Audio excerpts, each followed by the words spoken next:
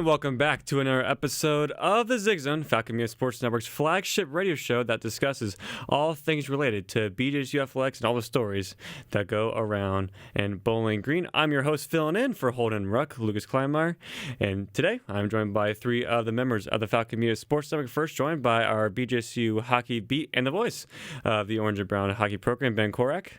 Yeah, it's not the greatest weekend for BGSU sports, but hockey played pretty well, although they only came away with 2 points, and we'll talk about it a little bit later. And I'm also joined for the first time on the Zig Zone this, I think, forever or ever. Freshman Andrew Smith, one of the members of our volleyball beat team. Tough weekend all around for BG Athletics. Indeed, it was Andrew. And our third and final member joining us today is Artie Abrego, one of our co-beats for men's basketball. Yeah, it's been a pretty depressing stretch for men's basketball. You lost 3 in a row now. Well, good start to the show, everybody. I'm glad we're all off on a nice and positive start for the show. It was a very tough week for BJSU Athletics. Obviously, the headlines for this weekend was both Battle of I-75s for both basketball programs, men and women. Unfortunately, both teams lost. Men's loss at home, and the women's loss on the road. And for our BJSU hockey program, they only took 2 points out of 6 possible against Augustana, and 2 very good games. But obviously, the Vikings are a very good program, and unfortunately get a dub in either of those contests. We'll have all 3 of those programs to break down and a whole lot more here for these 2 hours of the season. But first, we're going to start with men's basketball. And Artie, I'm going to start with you for this one. Obviously, one of our beats. It's not been a good stretch in the past couple of games, but it's also just probably not been a good season overall for the Todd Simons crew thus far. 3 losses in a row. Are you pushing the panic button? What did you take away from the Toledo Rockets this past weekend? Honestly, I think I am. I think my finger is dangling above the panic button so far this season. It's just, if you lose 3 in a row, you started 2-2 in the MAC, and then you lost 3 in a row, so now you're 2-5. You've lost a stretch to Eastern Michigan, Miami, Ohio, and Toledo. Now, 2 of those teams are 2 of the top teams in the MAC, Toledo and Miami, and you competed against both of them, but you couldn't really finish either game well. You lost by 13 to Toledo. You lost by 8 to Miami.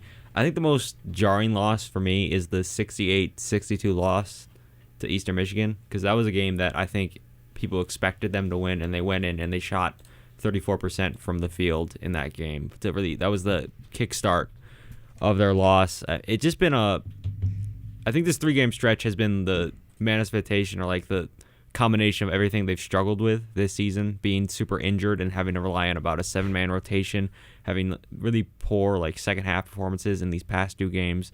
When you get off to a hot start, you get to the second half, they don't really adjust well. The adjustments by the other team, and they play poorly. Indeed, and right now for Bowling Green, they sit 7-12 overall this season. That's 2-5 in the Mid-American Conference play. And if the season ended today, they would be out of the MAC tournament, which is kind of crazy to say considering of how good this program was last year in Todd Simon's first year. But a lot of injuries, a lot of other factors that have really accumulated to that record. They currently sit in 9th in the MAC at 2-5. Central Michigan is the team currently in that last spot at 8th place, and that's a big game coming up against next Saturday at Central Michigan, so they'll need to take a big win against the Chippewas. They're 9-10 overall and 3-4 in MAC play. And Artie, can you boil the struggles down to just injuries? Is it something more? Is there something else missing to this team besides the injuries? I think it's just a lack of good bench production as well. You've scored really low bench points in pretty much every game this season. You've been averaging around 10 per game. You're not, obviously you had guys like Dejan Humphrey out for multiple stretches of the season, but at the same time, the bench performances haven't been anything to write home about. Against Miami, Ohio, they only scored 2 bench points. That was from Wilkins Jr. Exact. He scored the lone 2 points of that game on a layup. And that was pretty much it. So yeah, he's been really the only bench piece that I've seen. Him and Braylon Green pretty much been the only bench guys, I'd say. And, it's really tough to win games like that. We see it all across college basketball that the teams with real good benches separate themselves, and bench points is important when a couple of guys at the top aren't playing well, especially last game. Javante didn't have the best game. Derek Butler didn't really have the best game in the world. And you really had nobody to take their spot, I feel like, unfortunately, especially offensively.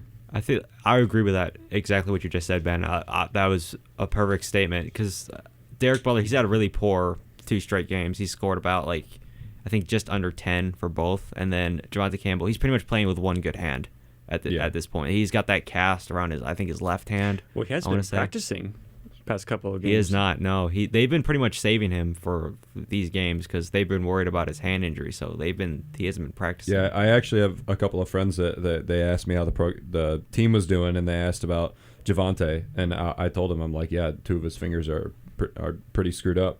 And they were like, why don't they just sit him? And I'm like, there is nobody to take exactly. His yeah. Unfortunately, there's just nobody on the team that can step into a role like he takes. Like that's, I don't want to say sad, but Javonte without 2 of his fingers is better than everybody else you have on the bench. Yeah. So not to mention Felt looks like a cyborg out there with a leg brace. Yes. Oh yeah, shoulder and the brace, arm brace, everything. Yeah. I mean, he just might be a cyborg. In fairness, He- I don't he ever might- see him show any emotion. Like he could like windmill jam dunk and just like he doesn't straight face talk walk in the off. post games. I know. He gets Yeah, I mean, I talk with Jamal. He's a competitor. playing great. Yeah, though. no, He's a competitor. He's playing fantastic. Yeah. I really like the way he's playing. He's stepping up into a Sam Towns role. I think that they needed him to step on into, and it was last week or 2 weeks ago. I think Tyler was on. Maybe it was you, Artie, that I said that Jemai and Trey need to be better for them to start winning games again. I think Trey's taking a little bit of a step forward. I think Jemai's taking a big step forward. Maybe not great, but he's fulfilling a role that the team needs. I like the way they're playing. It's just the team is not set up. They can't really finish games with the Yeah. 7-man lineup, and that's the problem. Like the entire starting lineup is averaging about like 30 minutes per game. Yeah, they like get- on they that get in this so stretch. gassed. And like Marcus Johnson, I mean, Todd Simon said it, like Marcus Johnson, he's an incredible player, but to ask him to play like 30 minutes a game consistently, that's a lot to ask for. And also the fact that he's most of your offensive production, especially on nights Yep. where Thomas is out of it and Campbell's out of it, and it's just all 4 guys are averaging. All 4 top scorers are averaging 30 plus minutes a game. And the next closest is Sam Towns, who hasn't played since the first 6 games of the season. So, yeah, I agree with that. That's a very good point that they're playing so long. I mean, you're out on the floor for a long time. Like anybody would be gassed at that point in the game. I'm glad you mentioned Jemai Felt, second double-double of the season as well. They also mentioned Marcus Johnson, 28 points, 10 from 20, shooting 3 from 9 from three-point range. He's, I think, fair to say he's the Falcons' best offensive, at least pure scorer on the team, and Marcus Johnson. But like you guys said, I mean, you're asking a lot. You're asking a lot for a guy who, I mean, he's a big man. He's big size. He's a good scorer, but playing that many minutes consistently every single game, along with their other stars, it's just not sustainable, especially down the stretch, especially when you get into MAC play where it's going to be a physical game against majority of all those conference opponents. And you're just going to have to make adjustments or at least give your stars some rest and some break, and they just don't have the bodies to do that. Yeah, and part of the thing, too, is a lot of their bench isn't really suited to check into the games. Greg Spurgeon, he's been like, I think Todd Simon said he was ill, and he doesn't really play usually. Preston Squire, he's been kind of averaging below 10 minutes a game through this entire stretch. And then you have Jackson Parton and Muhammad Maximum, who are freshmen, who are still learning. So you can't really ask them to go in the game and play 10 minutes a game. So you have guys like Braylon Green, John Humphrey, and then Wilkins Jr. Exact, who really average those minutes. And that's just not enough if you're trying to win a basketball game. Did Green play at all last game? He did. I think he just had a quiet night. Like he played, Yeah, but I didn't see a lot of You minutes. can't really have quiet nights when you only have exactly. 3 guards on the team that can really play. Green I like jump out of the building. Yeah, It's I like Marcus Johnson, and I think the team's offense runs through him. He disappears in the second half of games a lot of the time. Like last game, he had a pretty good one. It seems like he kind of takes a step back. Like maybe other teams are going into halftime. Like if we shut him down, we shut the team down. And it's kind of happening because if he has a bad second half, it seems like a lot of the time the team has a bad second half. I don't have anything statistically to back this up. I haven't looked at the half-by-half splits of him and the team, but the second half seems to be where BG men's basketball struggles, and it also seems like where he struggles a lot of the time as well. He starts out shooting hot. Example, MSU game started out hot and then kind of faded away after a while. I mean, I think it all. just real quickly. So you were right. Braylon Green did not play against Toledo in that last outing. So it was only 2 bench players the whole game. So that was Exact and Humphrey. Those are the only two. Why do you think checking in. that is? I don't think Simon said. Apparently, a couple players were ill during the week he mentioned. So I don't know if I can't speculate because I don't know the full details. You're playing your biggest rival and you want to win the game, obviously, and you're going to put the players on the floor out there that you trust. So you're not going to go, even they don't have a very deep bench, you're not going to go with someone that's not playing a lot of minutes. Yeah, but that's not putting a lot of confidence in the talents of Braylon Green. And not to say that he should. I'm just saying you also have a guard on your team that has Todd Simon's just shown that he doesn't have trust in his ability to either close out a game or in a game that must win. Wilkins was out there. I saw him play. I think he played decent. He doesn't do a lot production-wise, like on the stat sheet, but he seems to contribute pretty decent amount. Plays decent defense, but I think Wilkins is one of the best off-the-ball players. He's really good offensively and defensively. IQ, setting the screen, all that. He doesn't really score that often, which is kind of stinks when you only have about like 3 bench players checking in a game. Yeah, 3 points, 3 rebounds a game. It looks like a couple of assists as well. So, and then Humphrey's kind of the same thing. Yeah. So you have too much, pretty much the same player, and you don't really have anyone to check in for Jemai anymore because Sam Towns and Yusuf Kayat are hurt. I'm glad you actually brought up that with Jemai Felt and Sam Townsend and Yusuf Kayet, who are both out, because Todd Simon talked a little bit about how much those 2 players are missing, or they're just missing anybody really that can help Jemai Felt with just rebounding and pure rebounding in general, because if it's not Jemai, there's not really anyone on the team that's really consistently rebounding. So have a quick minute clip here of what Todd Simon had to say in terms of the team's current state of rebounding and what the team needs to do to fix it, and also if they get a player who can rebound, what kind of a role he would play. A guy that's above the rim guy at that 4 spot, and it puts a lot of pressure on Jemai, and then you're playing Jemai probably too long a stretch. How was that aspect as far as rebound? Yeah, I mean, I'm not a big fan of playing small. We got 3 small guards in the lineup, and then when you do that, you have to find a couple of guys that are just going to play bigger than they are, tougher than they are. We've talked about that, a ton. Marcus is not a guy that's above the rim guy at that 4 spot, and it puts a lot of pressure on Jemai, and then you're playing Jemai probably too long a stretches as a guy that's got to do all the dirty work, run 94 feet and all that sort of stuff. You don't want him out there 31 minutes every game. It takes away from what he does, but with the group that we have and the hand that we're dealt, we need him for rebounding. And right now, we don't have anyone stepping up. Our guards have not stepped up. We don't have one that's taken on that responsibility to say, hey, I'm going to go get the ball. And until we find that, and we do find it, that person's going to play 1 million minutes. So you hear Todd Simon there a little bit post-game talking about rebounding, but he's calling out the guards a little bit there on the team in terms of you got to help out Jemai Felt in terms of rebounding, and he's not really seeing that at all from the guards currently on the floor.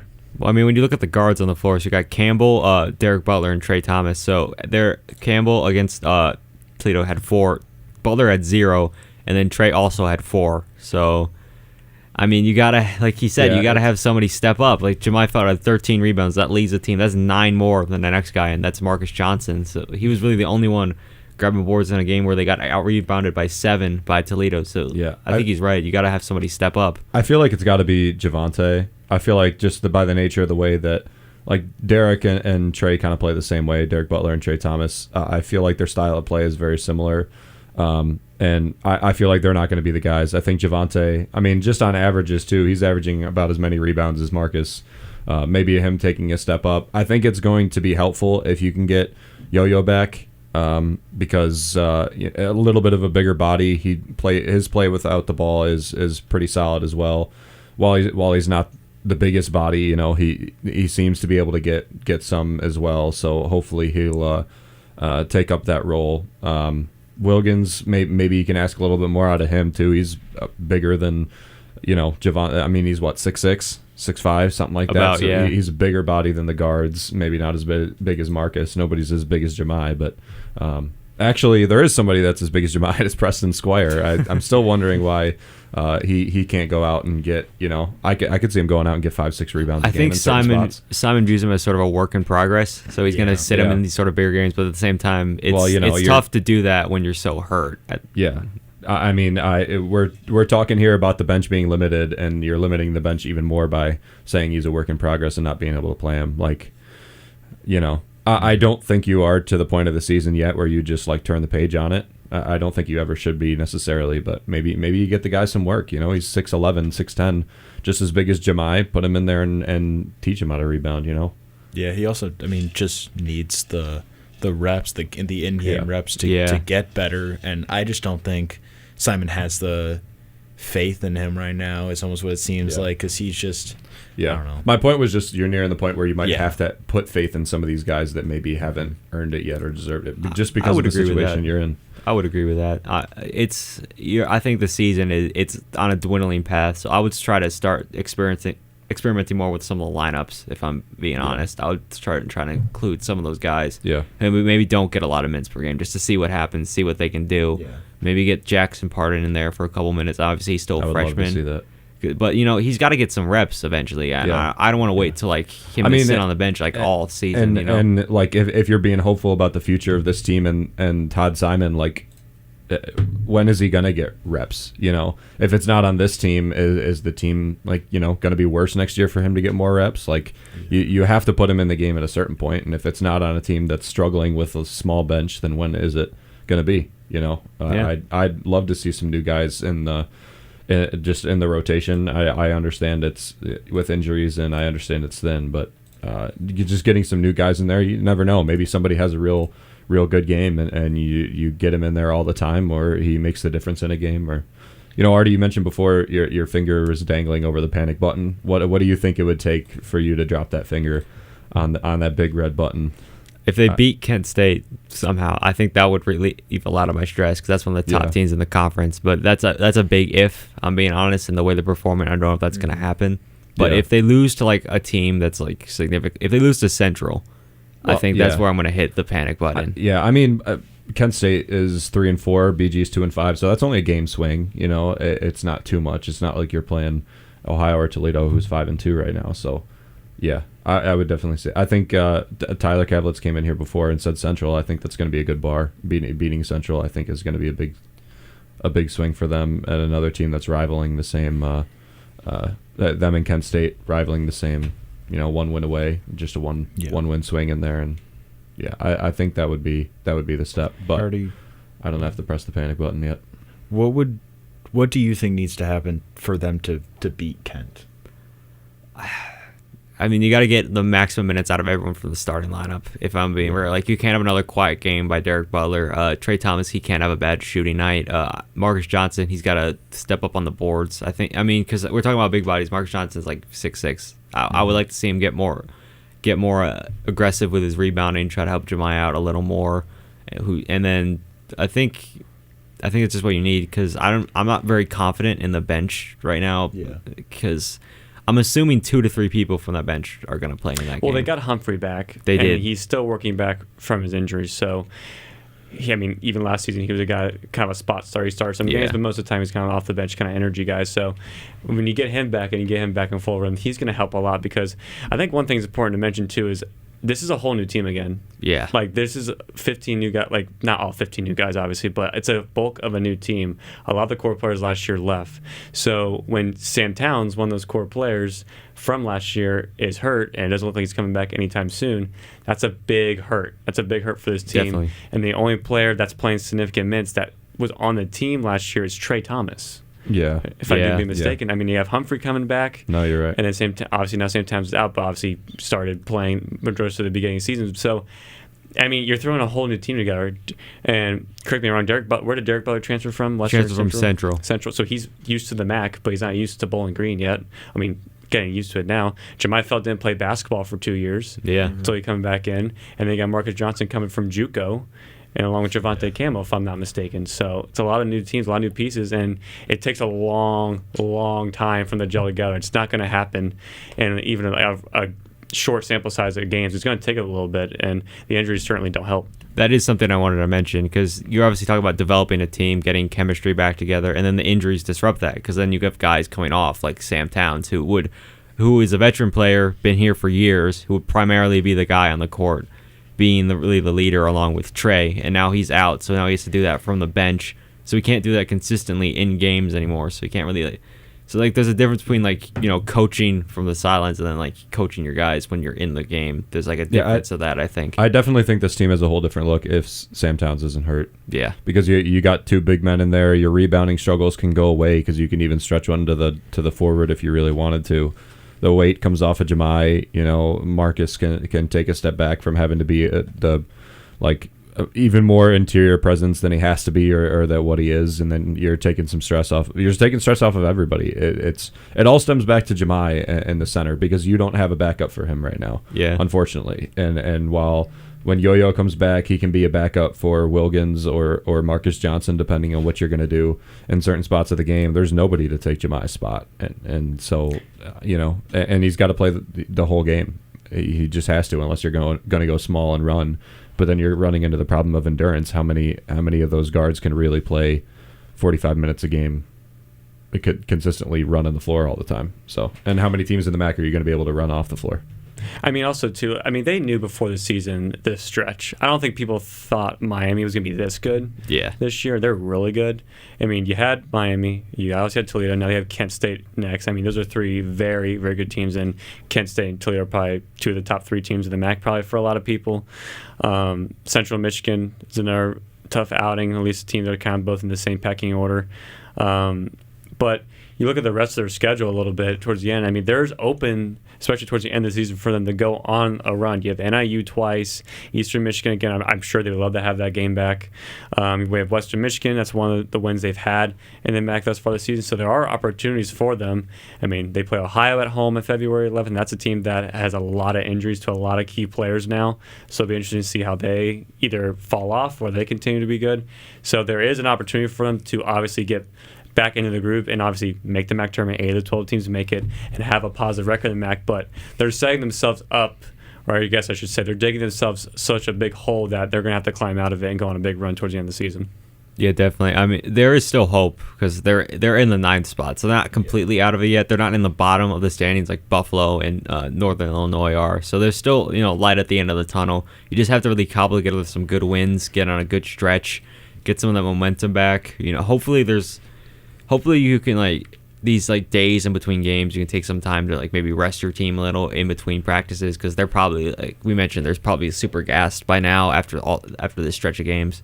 There needs to be somebody that steps up in the second half. We already talked about how Marcus Johnson kind of falls off in the second half. I really do think I agree with Ben on that. He got blocked by I think Isaiah Adams at the end of the first half trying to get a last shot up, and then just kind of went through the motions in the second half. And they need somebody I don't know, if it's Trey Thomas, if it's Campbell, it doesn't matter who it is. Maybe not even somebody to come in. Yeah, maybe not even in the second half, but maybe you take some weight off of him in the first, and then he's got more endurance for the second. Maybe he just spreads out the points that because he had 26 last game, if I'm not mistaken. 28. Maybe you get 14 instead of getting 19 or whatever he got in the first, and then disappearing a little bit in the second, and and that takes the other players to step up. Basketball, even though there's only 5 guys on the floor, you still need a team to be able to play. And I think Andrew's right there. I think 2 consistent halves, and it's going to be real tough to beat the offense that they have. The way I'm seeing now that I look at it more clearly, Northern Illinois you play twice, Buffalo you play once, they're bottom. The Western and the Central series I think are going to be the biggest ones, the games I should say, because they're also competing for that 8th spot. Central's in it right now, Western's right below you. You're all pretty much at the same record. That's going to be must-win games, not just because you need the wins, but because you're knocking them down a peg as well. I think those are going to be the big ones. Ball State, Kent State are also going to be big, but they're close enough to the top where they might not be taking you out of a spot. You're just trying to make it at this point, I think. Well, speaking of players we want to see step up, Derek Butler, he's been really off and on lately. It's his past couple games. He scored 8 against Ball State. He then scored 13 against Buffalo. He then scored 6 against Eastern Michigan, then scored 17 against Miami, Ohio, and then 7 against Toledo. So, this was a player that was really consistent early in the season in non-conference. He was consistently averaging double digits, and now he's kind of just off and on. My stats aren't working. Is his attempts changing? during that time? Like, is he just not getting the ball, or is he not shooting it when he gets it? He used to shoot like about 13, 20 around. Like, it's kind of inconsistent how much he shoots. Sometimes shoots 10, sometimes shoots 7. I don't know 7. why the He's men's cold. basketball webpage hates me, but I just can't. It's because you're a hockey guy, man. Yeah, They're not letting you on their Butler is website. Yes, yeah. Butler is cold though. He's missing threes that he's typically hitting in his sleep. Like, it's like wide open. It's getting bad. Because this isn't how he typically plays. He makes these shots. He's a better player than this. And to just see him go out and struggle is tough. I think lastly, before we transition into hockey, speaking of which, Ari, so nice little call to Ben Korak over here.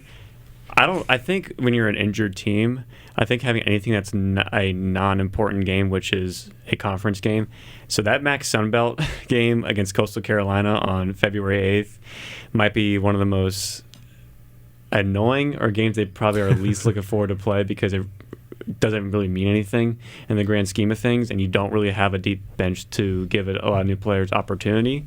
Be interesting to see how they approach that. They seem to me like games that you just let go. Yeah, I would just... we were talking about Preston Squire. I'm sorry to cut you off. No, you're good. Talking about Preston Squire and stuff. Maybe this is the chance. Maybe you get him significant minutes during the game, see how he does on the boards. And I don't know how Arkansas State is as a team, but it might be a real nice opportunity for them. Braylon Green especially. I would just experiment. I would just see what happens. Put in guys like Jackson Pardon for stretches of time, put Muhammad a maximum. I would just, if I'm Todd Simon, I'm just seeing like what you're going to see from these guys who are probably going to be on the team next year, see what they can do a little bit against Coastal Carolina.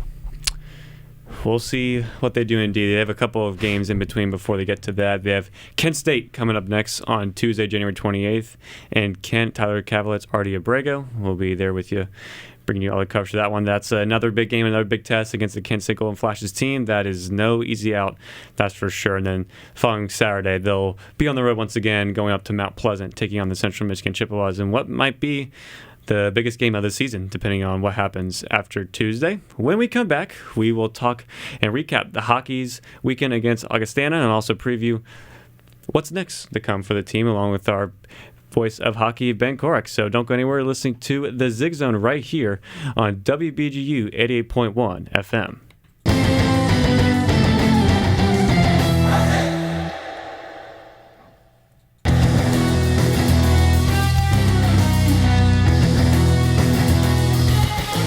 Miss a BGSU sports broadcast? Head over to the BG Falcon Media YouTube channel to listen to past calls by Falcon Media Sports Network.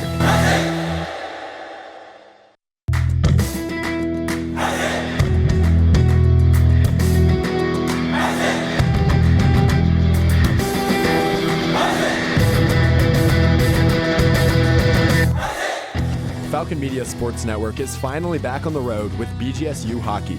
Make sure to catch the voice of Falcon Hockey, Ben Korak, on the call for every BGSU game this season on WBGU 88.1 FM.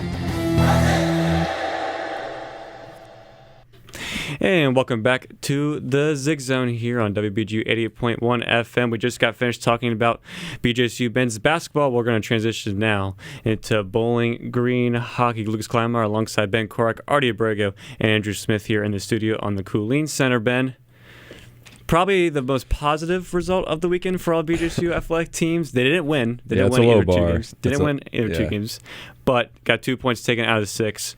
Augustana, obviously a very competitive team. Your overall thoughts on the weekend? Yeah, 3-game winless streak now. I think it was very similar to the Bemidji State weekend 2 weeks ago. That one was more heartbreaking. This one, you felt like it was tight and it just didn't fall your way, which is a lot different from blowing games like they did against Bemidji State. But they played so evenly the entire game. They played so well the entire game. Augustana is one of the better teams in the CCHA. I'd say a top 20 team in the nation as well. I think the voters agree with that. I haven't checked the rankings in a while, but I think they're receiving votes as well to be top 25. So I think Augustana is a very good team. I think BG played toe-to-toe with them, and it just didn't fall their way in the end. And it really harkens back to, blowing. If you like the outcome of the first Bemidji State game, the 4-3 overtime win, fine. The second game against Bemidji State, you had a 3-0 and a 4-2 lead that you blew. That's a rough one that you're going to look back on that you only took 1 point out of. You should have 2 more. And then you add to that a Ferris State game where you blew it, and in a game that you lost by 1 score in regulation, you had a 5-minute major penalty that you didn't score on, and that would have at least tied it and took you another point. So that's 3 more points sitting on the table there. So you had 5 points sitting on the table until you come into this weekend, and then you left 4 more in games that were decided by 1 goal or less.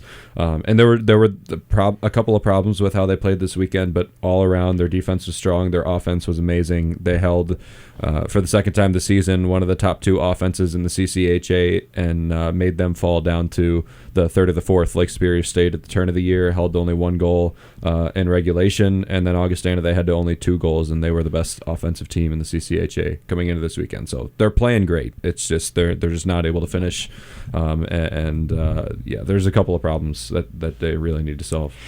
Indeed, and Augustana is receiving votes for the NCAA rankings, 61. Bowling Green's receiving votes as well. They had 2 votes as well, which is really cool. You and I, Ben, were on the call for the first game on Friday, my first hockey game, which was a lot of fun. It was a lot of fun. Very big defensive game from both teams. Like you mentioned, Kotai, goaltender for Augustana, was sensational all weekend long, and he was the reason why they won that game. Obviously, 0-0. Did he go into overtime? They obviously got the goal to finally beat Christian Stover, who played out of his mind too Friday. But Bowling Green, like you said, they just couldn't put the puck in the net. Yeah, I mean, Kotai was unbelievable. He's going to be the CCHA goaltender of the week. I'll make that claim right now. He's going to be. The only other contest would be Christian Stover. It was amazing that we got to see such great goaltending in those 2 games, because Stover allowed two goals, 1 in overtime, 1 in regulation. That was also shorthanded on a breakaway that he had no defensive help. So depending on how you look at it, but he allowed 2 goals, had 78 saves, I believe, on the weekend. Fantastic. Normally would be a CCHA goaltender of the week winning performance, except Josh Kotai allowed only 1 goal and had, I think, closing in on 70 saves. I think he was somewhere in the 66 range. So he's going to get it. I nearly guarantee he will. His team also took 4 points as opposed to BG's 2.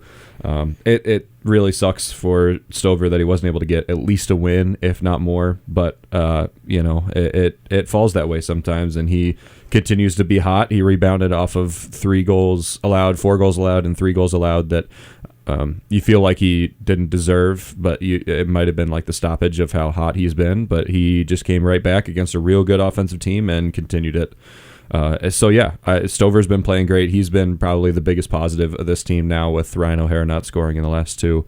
One of the hottest players in the CCHA. He is the hottest player on Bowling Green right now, and I love Caution Hot Stove. I think it's a really cool. Hot Stove is such a cool nickname. That's an amazing nickname. That is a great nickname. It is a great nickname. His name sets it up perfectly too. Stove is I think cool it's stuff. I think it's important what you said too. They didn't play particularly bad, especially because they had a lot of good chances. They just couldn't score. Kotai played outstanding, and I don't know if you can take away the giant takeaways.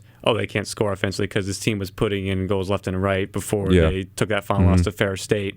I think the only future concern is you don't want this to linger and have it go on the rest of the season where, we're creating all these good chances, but O'Hara, Duran, Foe, whoever's up top, it can't score, then you might be concerned. But I think it's good it's happening here at the end of January, because we've seen in the past is they're really good month in January and even early February, but towards the end of February, heading into the CCHA tournament, then they kind of wander off a little bit, and then they go out in the first round. So I think it's honestly good that this is happening to them now, so down in February they can kind of fix their wrongs and kind of get back into it before the tournament. Yeah, they've scored this year. They've scored this year, meaning 2025 now, after the calendar year. They scored 6 goals against Lake Superior State to their 1.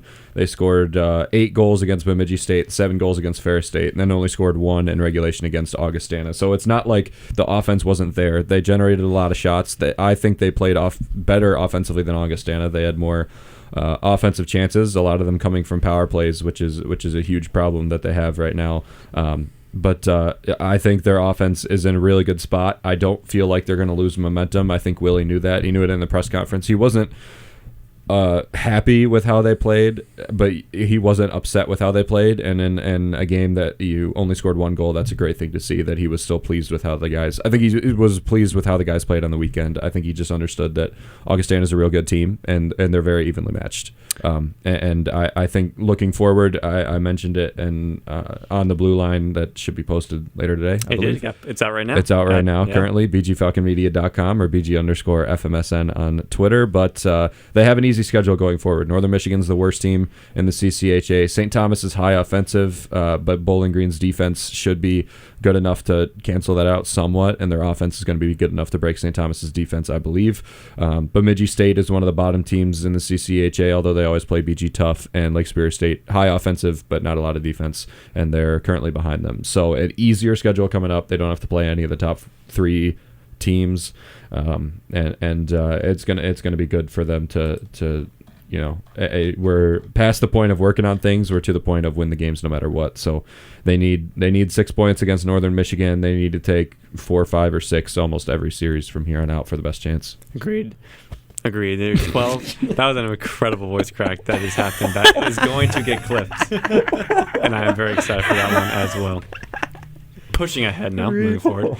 Hockey is 12-9-4 on the season, 8-6-4 CCHA play, 6-3-3 at home, 6-6-1 on the road. And I think, like you said, Ben, you're at the point now where you're past kind of the learning curves and more of like testing stuff out. Yeah. Now you gotta like kind of push ahead and get results and get wins. And you got Northern Michigan coming up. That's going to be a big game, and then obviously RIT and Lake Superior as well. And so the good thing I see is that they're, unlike last season, we've seen them excel or play well in every aspect of the game up until this point. It's just that they haven't put it together a whole lot. Like they've played great defense certain games. They did this past weekend. It was a clinic defensively.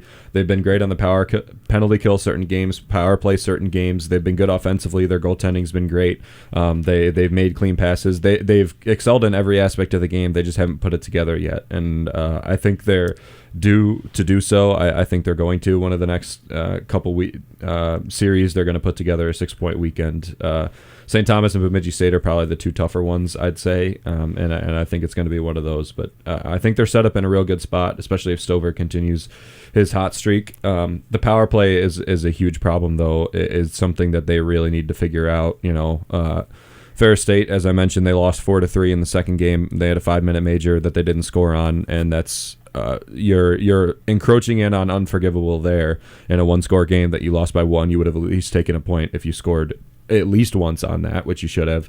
And then in Augustana, they had 7 power plays, didn't score a single goal. And in both games, if they scored 1 goal on the power play in either one of those games, they would have won, and they would have came away with 3 points or 4 points instead of 2. And then if they scored 1 each night, they would have came away with both games, and they would have had 6 points instead of 2. So they were quite literally the power play away from us talking completely differently, from them being the number 2 team in the CCHA, I believe, because Minnesota State did split, so they still would have been ahead. But you were so close. You're so close to doing so many things, and it's only going to take a little bit to put it all together, I think. You mentioned a little bit there some of the concerns for the team, though, that some things that they aren't doing well.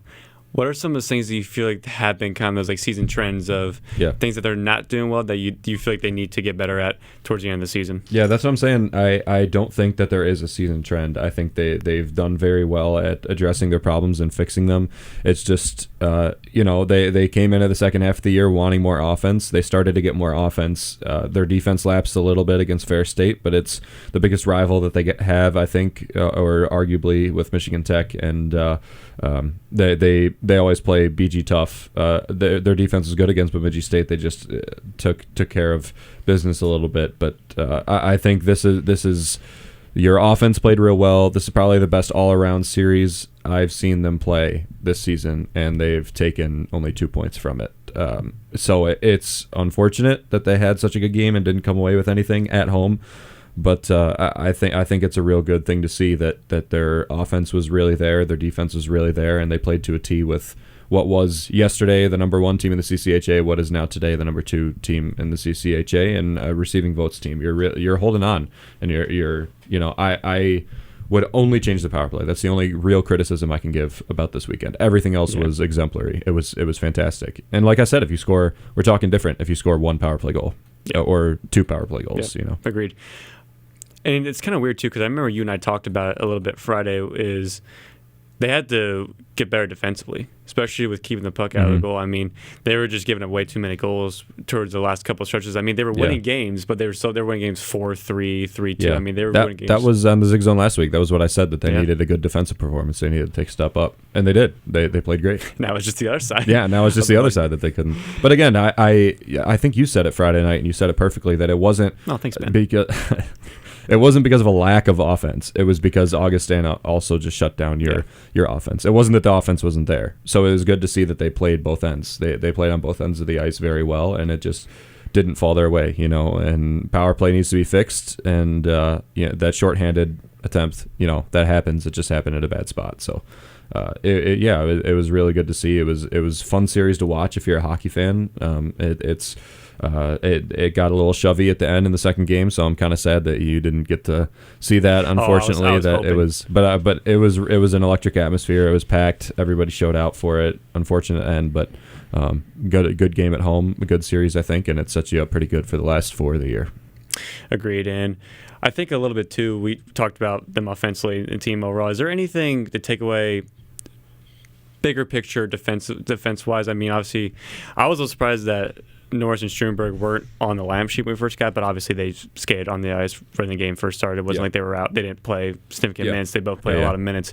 Is there anything different you saw defensively from them that they should keep, or is it kind of just Norris, Struenberg, just keep it going? I saw the lineup sheet on Friday, and they played Friday, and I saw the lineup sheet on Saturday, and it didn't change at all. The defensive line, the lines didn't change at all. Nobody switched up. I don't think that anything should change going into next week against Northern Michigan, unless somebody's dealing with a nagging injury and he wants to be the extra skater. But the lineup that they had out worked. I think they played great. I think Augustana is going to be competing for the Mason Cup, and you went toe-to-toe with them. So I don't see why anything would change. The biggest thing that I was really impressed with from the team was Ferris State. We talked about Norris and Sternberg dominating play, which they did. They played the most minutes. They played great as well, but it seemed like Willie took a step back from them and let some of the other lines defensively flourish. And Ben Wozni and Tommy Pastanen played great this weekend. And Ivan Korodiak played a fantastic weekend. You know this. He played well Friday. He played just as well Saturday, and he might have had more minutes than Woz and Tommy as well. He played a lot of minutes, and he and Parker looked pretty good together. He and McKinley looked pretty good together. And actually, he was, Breck McKinley was the extra defenseman. He worked in for the other guys. He didn't work in for Korodiak as much, which was good to see. And he's going to be lacking in his experience. So when you get down to games, he probably won't play that much, but it's nice to see that you had another body out there to take some time away from Sternberg and Norris. And it was good to see that the defense was still present without Norris and Sternberg out there all the time, and without the need to have them out there all the time, which I think they felt against Fair State. They needed to have them out there. Yeah. So looking ahead, as we mentioned, they're at Northern Michigan now. Then they come back home to St. Thomas for 2. And then they have a little bit of a break in between the USNDP, a little bit. That doesn't matter. We will have a broadcast for that, by the way. We will. I am going to go indeed. up. Yeah. But obviously CCHA played. Doesn't matter. A lot of experience. And then after they had Bemidji State, then Lake Superior State, before the CCHA Mason Cup quarterfinals or even possibly semifinals take place. Realistically, you look at the rest of their schedule, what is realistic in terms of the win-loss record, even ties, overtime shootout losses, wins, depending on that? What do you kind of project a little bit to the rest of the season? I'd say they take 6 against Northern Michigan with the way they've been playing. I don't see any way they don't. I think they're going to take I think they'd split with St. Thomas. I think they'd take 5 against Bemidji. I think Bemidji's going to force an overtime. So that's what now? 10, 15. And then Lake Superior State. It depends on where they're sitting. It depends on where Lake Superior State's sitting, too, because that could be competing for home depending on how it goes. But I think they're going to be able to take 3 or 4 against Lake Superior State too. So we're adding a decent amount of points. I think they're going to excel the second part of the year. We heard all the time about Ty Eigner's team where they would get to this point of the year and then kind of fall flat. I don't feel like Willie's going to be that way. I don't feel like they've been up and down this year. They've had some problems, but they've been consistent with the same energy and the same level of gameplay. So I don't see them falling flat. And I think although those teams are at the point where they're desperate and they're going to do whatever they can, I think BG's a better team. I think that they are a top 4, top 3 team in the CCHA right now, especially with Stover the way he is. He puts them definitely over the edge, and I think they're certainly better than all the 4 teams left. I could see them finishing. I don't see them finishing top 2. We can make the argument differently. I don't think it's fair that Augustana gets to play so many less games than the other squads, but I think they're going to finish 3rd or 4th, and I think Michigan Tech's going to be in 3rd or 4th as well. I don't think the standings are going to change really at all in the top. I think they're going to get a home playoff, which is going to be electric. It's going to be fun to have that at home. Yeah, and the beauty of sports is we don't know until we find out, see the games play. But just prediction. I think also, too, you brought up a good thing, because I mentioned a little bit, sometimes with the Eigner teams, they were a little bit streaky. They were up and down, depending on how they would finish the season. Usually more towards down when they finish the regular season, at least. But you look at kind of their play early this season, they had a losing record for a little bit there, but I don't think people really looked at the opponents they were playing all that well. I mean, Western Michigan, that was a 6-2 loss. They're the number 3 team in the country. That's a very good team. You had Ohio State twice in a series. That's another good team as well. Then you had Ferris State. Then you finally got into the CCHA play, and they did good once they got into CCHA play. But they had a lot of tough non-conference opponents that I don't think a lot of people understood how good they were. And they've also just been solid throughout CCHA play. They had that giant unbeaten streak until that one loss against Ferris State, obviously, towards this past weekend as well. So I think you're right. I think they have proven that they're one of the top teams of CCHA. Now it's all about just kind of riding that ship and getting back your confidence back and finishing the regular season strong with the momentum in your favor. And whether seed you finish in, but you won a home game and you want to play in front of your home fans and get a crowd. A win that they haven't seen in quite some time. It's been a couple of years. Yeah, they didn't get a win against Ferris State 2 years ago, did they? I wasn't here for that, but I think they got swept by Ferris in overtimes both games. It's not also that; it's how they've lost to those good opponents. You know, Ohio State was 2-score games, both of them. One of them they shut you out, but that's I'm gonna look at it right now. Where's Ohio State? That's the number 9 team. Western Michigan was pretty low when they played them, and they lost 6-2, so it didn't look good then. It looks great now because they're the number 3 team, right behind Michigan State and Boston College, who are playing unbelievable lately. Another Minnesota State is another one that they played a pretty good series against. I will say Alex Tracy was unbelievable, but they scored 3 goals in that series, only allowed 7 to Minnesota State, who's pretty good, and forced an overtime against Minnesota State. And as we all know, one puck moves 3 inches, and you win that game outright against Minnesota State, who is number 16 right now, if I'm not mistaken, number 14 right now. So they didn't really move all that much the last 2 weeks. And then Lake Superior State, when they played them, was the number 1 offense in the CCHA. You dethroned them from that, knocked them down to 3rd or 4th. Augustana was the same. You knocked them back down to 3rd or 4th and played tight with them, and they're receiving votes. And then the rest of the season should be a little bit easier. So yeah, you're absolutely right about that. It's the quality of how they've played is they've only had, I'd say 1 bad series this season, maybe 2, and the one that I would say is Ferris State, that they just didn't play well and should have taken more than they had. So yeah, that's what I would say. And Bemidji, you can argue as well. And I think they're poised pretty well for the rest of the season, even though we're they didn't have the weekend that they really wanted. They could have come away with 6 just as easily as they came away with 2. They could have. And that's going to be playoff hockey when you in CCHA play. You might play Augustana again in the CCHA Mason Cup, so you never know. Like if it might come down to that, who's going to score first, who can get the puck past whoever's goaltender is playing out of their mind. So that could very well be the case. We talk about sports all the time. The hot team seems to do better than the good team almost all the time. So if you go in as the 4 seed, but you're hot, you can go out. Michigan Tech was like that. I think they were the 4 seed, and we played them first round, and then they went on to win the Mason Cup last year. Yeah. So, and they played Bemidji State, who was number 1, but the hot team went farther than the 3 teams that were better than them. So, yeah, it's all just putting yourself in the best position and hoping for the best and hoping you play well. Tournament's all about momentum. Honestly, in any sport, it's all about momentum, and it's how you finish the regular season. So those series against Lake Superior State and Bemidji State is going to be huge with the momentum they'll carry into next year. Is St. Thomas going to be the toughest opponent in the last stretch? Correct me if I'm wrong. I think so. I think St. Thomas has our number, unfortunately, and their offense is so good. They have a Hobie Baker nominee from the CCHA, Liam Malmquist, who has set their program record for most points in a season. If I'm not mistaken, he's at like 33 or 34 now. I don't know if he actually scored this past weekend, but their offense is great. I think they match up pretty well against us. Their goaltenders are real good as well, Jake Seibel and Aaron Trotter. They match up pretty well against us. They did get the better of us twice earlier in the season. I think a shootout win for us, so we took 2, and then they beat us 6-3 in the second game. So it was comparable to last year. We didn't play the best series then. But yeah, I think they're going to be the toughest test. Bemidji played hard, but they seem like they're really holding on with Matthias Scholl as much as they can. Their goaltender, Lake Superior State always does this. They start off real hot. They're one of the top teams, and then they fall off because only offense isn't sustainable, and that's what they have.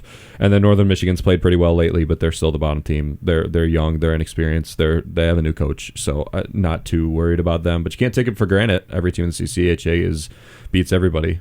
Northern Michigan and Ferris State just took wins back-to-back against Minnesota State. So what are you going to do? What can you do? Indeed.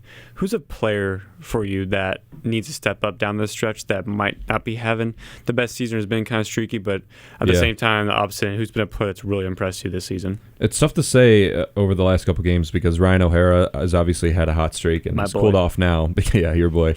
He's thrown up zeros the last couple of games because Augustana, you scored 1 goal, and it was the 4th line of non-scoring forwards. Congratulations to Seth Fighton, by the way, first goal of the season. That's a big one for the grad student.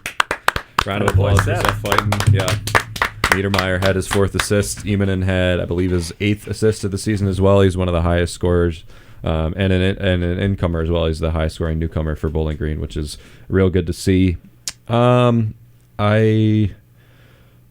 player that needs to step up.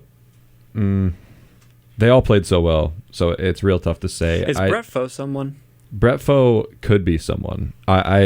He's an interesting player where he's like, I don't know how to describe him in basketball terms, but he puts his head down and he goes all the time. He doesn't really look for passes all that often, but he can have a game where he scores a series where he scores 3 points like quick like that. And so he's a guy that could break out. He seems to have a nose for the puck. He gets his points here and there, even if you don't see them playing that great of a game. Jaden Grant is another one that I think the team is going to ride around through the rest of the season. He's a second or third line setter, not a lot. He's the most even mix they have of offense and defense on the forward, and they have a lot of guys that are either mainly offensive or mainly defensive. Him and Max Martin are a little bit of both, and I think Grant being on the overtime and the power play a lot of the time is a testament to how Willie trusts him. Only 7 points this year, 3 goals, 3 assists, but he's if he steps up and really starts scoring with the face-off winning talent that he has and the defense that he displays all the time, he kind of skates under the radar, so to speak, but he's going to be a big one to take a step forward. And not to say that anybody else is playing bad. It's really tough to choose because they're all playing pretty well. And after these last 2 games, I couldn't really tell you a player that played poorly. I really couldn't. That's how well they played this weekend. So it was real nice to see out of all the guys. Yeah, I would agree as well. So last thing for hockey before we transition into women's basketball at the top of the hour, you want to update people on our pick the stick? Oh yeah, I can do that. So the board operators who Artie Abrego is in the room and took a win yesterday. They have been on a hot streak and they've won 2 in a row. Holden Ruck and Artie Abrego. Now I think there's a asterisk to that because Christian Stover was taken both days by the board operators. But it's not an asterisk. He did take him. So he also played great this weekend. So the field of Falcon Media Sports Network, aside from Lucas Kleinmeyer, Tyler Kavlitz, and I, is sitting at 4. That's second place, right behind Lucas, who's got 4.5. I have 3.5. Tyler Kavlitz has 2. He's got some ground to make up. And then among the field of Falcon Media Sports Network, Holden's got 2 wins. Artie has a win, and Sean Connolly has a win, who's got the best winning percentage because he's 1 for 1, or 1 for 2, I forget. But he does have the best winning percentage, I know. So, it's pretty close at the top. It's only at the top for you, Lucas. I feel like I had a decent lead, and now it's like I think you had a 2-game lead. It's because I kept picking O'Hara. Yeah, that is. Yeah. Well, he was hot too. You won two there with you won 2 there with Ryan O'Hara, 2 in a row, I think, in the same weekend. Yeah. So. Then for our listeners, I got shunned into not picking him anymore. Yeah, because you had the first pick and you just kept picking him, and it was unfair. But we should have just let you pick him this weekend because he would have got 0. He didn't score. And if people listen to the broadcast too, I was clowning Holden Ruck, our board off air, because I was like, "There's no way you're picking Stover with all these offensive talent that they have." We literally talked in the pregame how good offensively they are. Like, there's no way. And then he got 2 goals in the weekend and is crazy good. And you just gotta trust, man. You just gotta trust. Yeah, you gotta trust the goalie. So the Falcon Media Sports Network and en masse is against Lucas, Tyler, and I, but it's okay. We live for it, So our main Zig Zone host, Holden Ruck, congratulations for, I guess, your first win. He is doing play-by-play for the BJSU Gymnastics meet right now at the show. So I actually might have just finished up just now, but that's where he was earlier this game. So, yeah, round of applause for Holden. Congratulations, Holden. So we'll talk more about how the Falcons did later in the show, but a few things before we head on off and we talk women's basketball. We'll have a trivia question, but before we get to our trivia question, I want to say for our rebroadcast of all of our Falcon Media Sports Network broadcasts, tune in to WBGU 88.1 FM tonight from midnight to 3 a.m. for the re-airing of Falcon Media Sports Network's broadcast of men's basketball against Toledo. Falcon Media Sports Network will have a re-airing of a broadcast every weekday from midnight to 3 a.m. You can see the full rebroadcast schedule on Twitter X at BG_FMSN. So right now, guys, it's 4:56 Eastern Time, and we'll get back at 5 o'clock to talk women's basketball. But before we do, I'll give you guys a little bit of time to think of this trivia question. This trivia question was provided by the Holden Ruck, so this was not my doing. So I'll give you guys a little bit to think about this one. So obviously, it's Championship Sunday in the NFL, both NFC Championships, Eagles, Commanders, and NFC Championships, Eagles, and Bills. So we're going to focus on a little bit of football today with this question. So your question is to name the Bowling Green Falcon who is on one of the remaining 4 teams and a bonus point for his team and position. So I'll give you guys a little bit of time to think about that. And when we come back, we'll get into women's basketball. So don't go anywhere. Everybody, you're listening to the Zig Zone right here on WBGU 88.1 FM.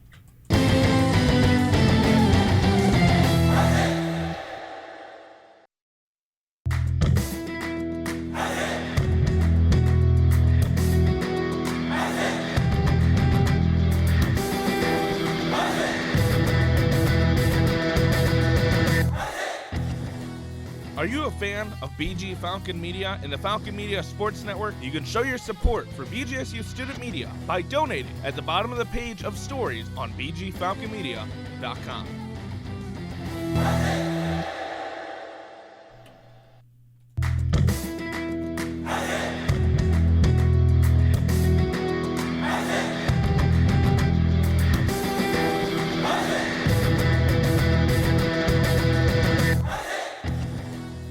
Are you a fan of BG Falcon Media and the Falcon Media Sports Network? You can show your support for BGSU Student Media by donating at the bottom of the page of stories on bgfalconmedia.com.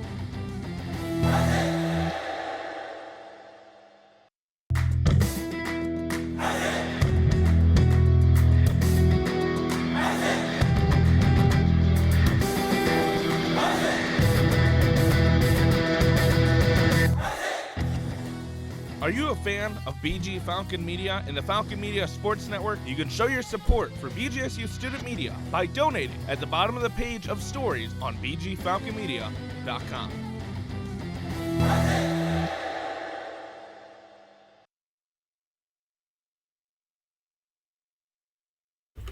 And welcome back to the Zig Zone, Falcon Media Sports Network's flagship radio show that talks all things BJSU athletics. And before we went off the air, I've posed a trivia question to our Ben Korak, Andrew Smith, and Artie Abrego to name the Bowling Green Falcon who is on one of the remaining 4 teams in the NFL. That is the Kansas City Chiefs, Buffalo Bills, who will be playing the AFC Championship later today, and Philadelphia Eagles and Washington Commanders, who are playing right now. So I'll go around the room, and I'm going to start with Ben Korak first, because I have a feeling that someone in this room might know the answer already. So Ben, who do you got? Yeah, I have no clue. I don't know. I'm assuming he was here when I was not, so that's also a tough one. I'm gonna say John Birdie just because he's a pro athlete that I know. Carl Brooks is also on the Packers, but not in the playoffs. So right, I don't know. I have no guess. That's a good one. All right, Andrew. Well, I mean, I have no idea either. It's I'm a freshman. I don't really know. Unfair question. Was he here when you guys were here? Did he play for? I don't think he was. I don't think he was. I don't think he was. He was a year out. But if you have been to if we go by the football games, they play him all the time. Oh, yeah. On the screen. Do all they? the time. Oh, They do. Scotty Miller too, as well. I have no idea. Yeah. I'm gonna guess he's in the AFC Championship. Yeah. Okay. There's All right. I think I guess the Eagles. It's wrong. I think it's the Bills. He's going to be like a third string or something. All right, Artie. Well, Ben, you would be correct. Quinton Morris, number 85 for the Buffalo Bills, is playing in the AFC I didn't know Championship he's the third string tight end. I think he's like the third. He's behind He's the Dawson third Knox. strings. He's on special teams. And Dalton Kincaid, He's on too. special teams Yeah. a lot. It's pretty good tight end room, to be honest. Yeah. Dalton Kincaid and Dawson. Pretty good. Yeah. I'm surprised by that. I knew he was gonna get that. Bowling I just had a Green. weird feeling. I'm not surprised you didn't didn't know. get that. Tight end, you. I we might be tight end you with Iowa. We might Well, another thing too is he's gonna be one of the 2 Bowling Green Titans in the NFL next year. Let's go, Also Harold true. Fannin. Harold Fannin Jr. be. We could see an AFC Championship game next year with Harold Fannin on the Chiefs and Okay, Quentin Harold Fannin. Morris. Okay, if you're Harold He's gonna be a Fannin Jr. bear. on the Chiefs would be one of the greatest things Yeah, to that would ever be- happen yeah, to him, but also the program here. yeah, as probably. well. I And mean, to the that- Chiefs, to be honest. He would probably if he Another went to receiving the tight end. if he went to the Chiefs, he could become the most like hated player in the NFL Yeah. with Patrick Mahomes. Though that's Yeah. the thing. Here's the He's such a thing. nice guy. Here's the thing. He Who, is, who does he start dating that's famous enough? Oh my God. to be a Chief? Oh my God. Who do we think? Who do we think? To learn from Travis Kelce too for a year 2. Oh, yeah. I mean, that's Oh, kind of yeah, that's that's kind of true. crazy. That's kind of crazy. So Yeah. good on him. Good on him as well. All right. So we'll also have one more, not really trivia, but we'll have more of a question to end the show. We are now midway through the Zig Zone, now past 5 o'clock here, 5:01 now, Eastern Standard Time. So we're going to move into women's basketball, one of our third final teams, as we have one of our videographers at the window. That guy scared the crap out of me when I looked to left. Nick Windholtz, shout out for Nick filming Windholtz. Battle of I-75 and Shout out hockey this Nick. weekend. And gymnastics today, too. And as well. gymnastics, Yeah. yes, that's right. A lot of So, clips, yeah. a lot of clips you The see workhorse. from Nick Windholz. Yes, Yep. indeed. All right. BG Falcon Media YouTube channel, by the way. Yes. And the Go website. look at the highlights Subscribe. on the website. Yes. Yep. All right, let's move into women's basketball a little bit. So this is more towards my realm. The team lost both games since the last time Zig Zone occurred. Last Sunday, lost to Western Michigan on Wednesday, and then lost to Toledo, obviously in the Battle of I-75 yesterday. It's kind of, you can go a lot of different ways with the main outcome with this team. The biggest thing for me is they're similar to honestly in men's basketball is they don't seem to have the energy, but they're just not closing out games well. They're not closing out games well, and especially in the fourth quarter. I don't know what happens from the first quarter towards the end, but something changes.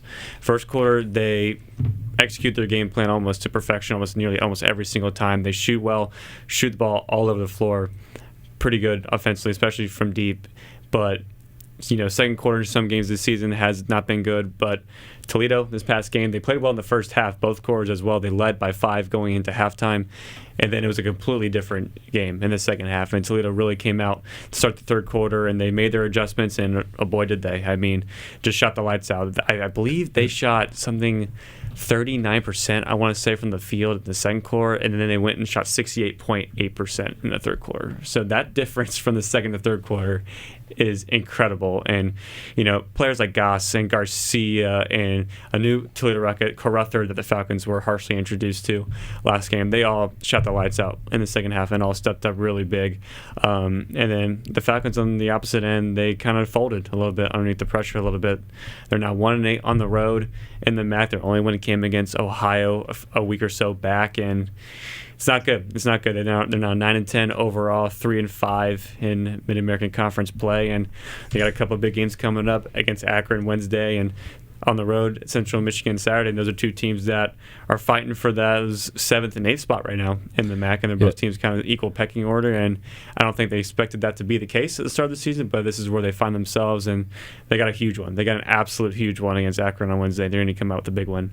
Yeah, it feels like, just team-wise, it feels like there's so many, like the strength of the team obviously is with the guards, Lexi Fleming, Amy Velasco, and Paige Kohler, and it feels like because all three of them are so good that they can never be good on the same game. Like Toledo, I felt like Lexi had the best game. Amy scored a lot of points late, didn't she?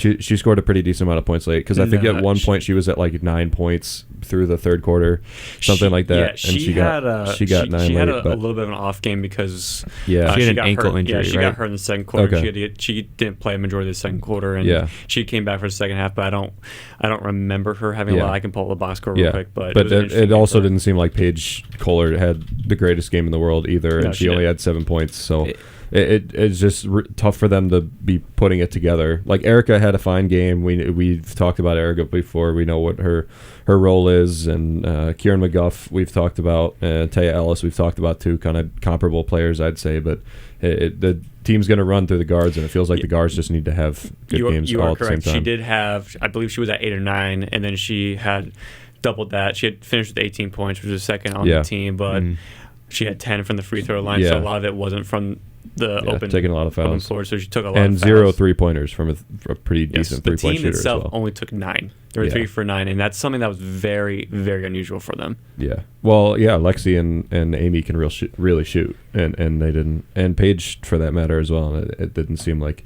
they were taking as much.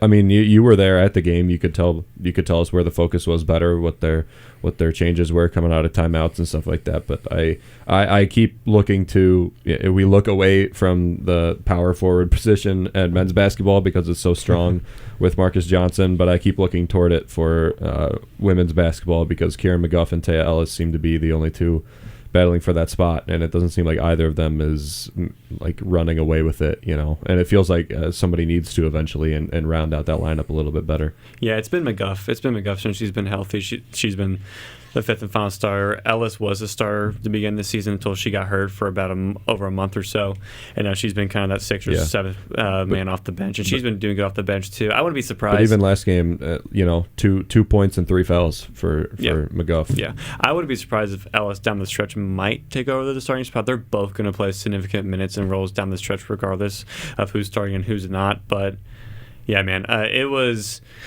just it's a tale of two halves. It really was. First half, great, executed game plan. The first quarter was a great basketball quarter. They won. It was 19-17 Bowling Green at the end of the first. They back and forth game. Both teams exchanging buckets. It was a really good basketball game. And then the second quarter got really physical. BG won that quarter again, 13-10.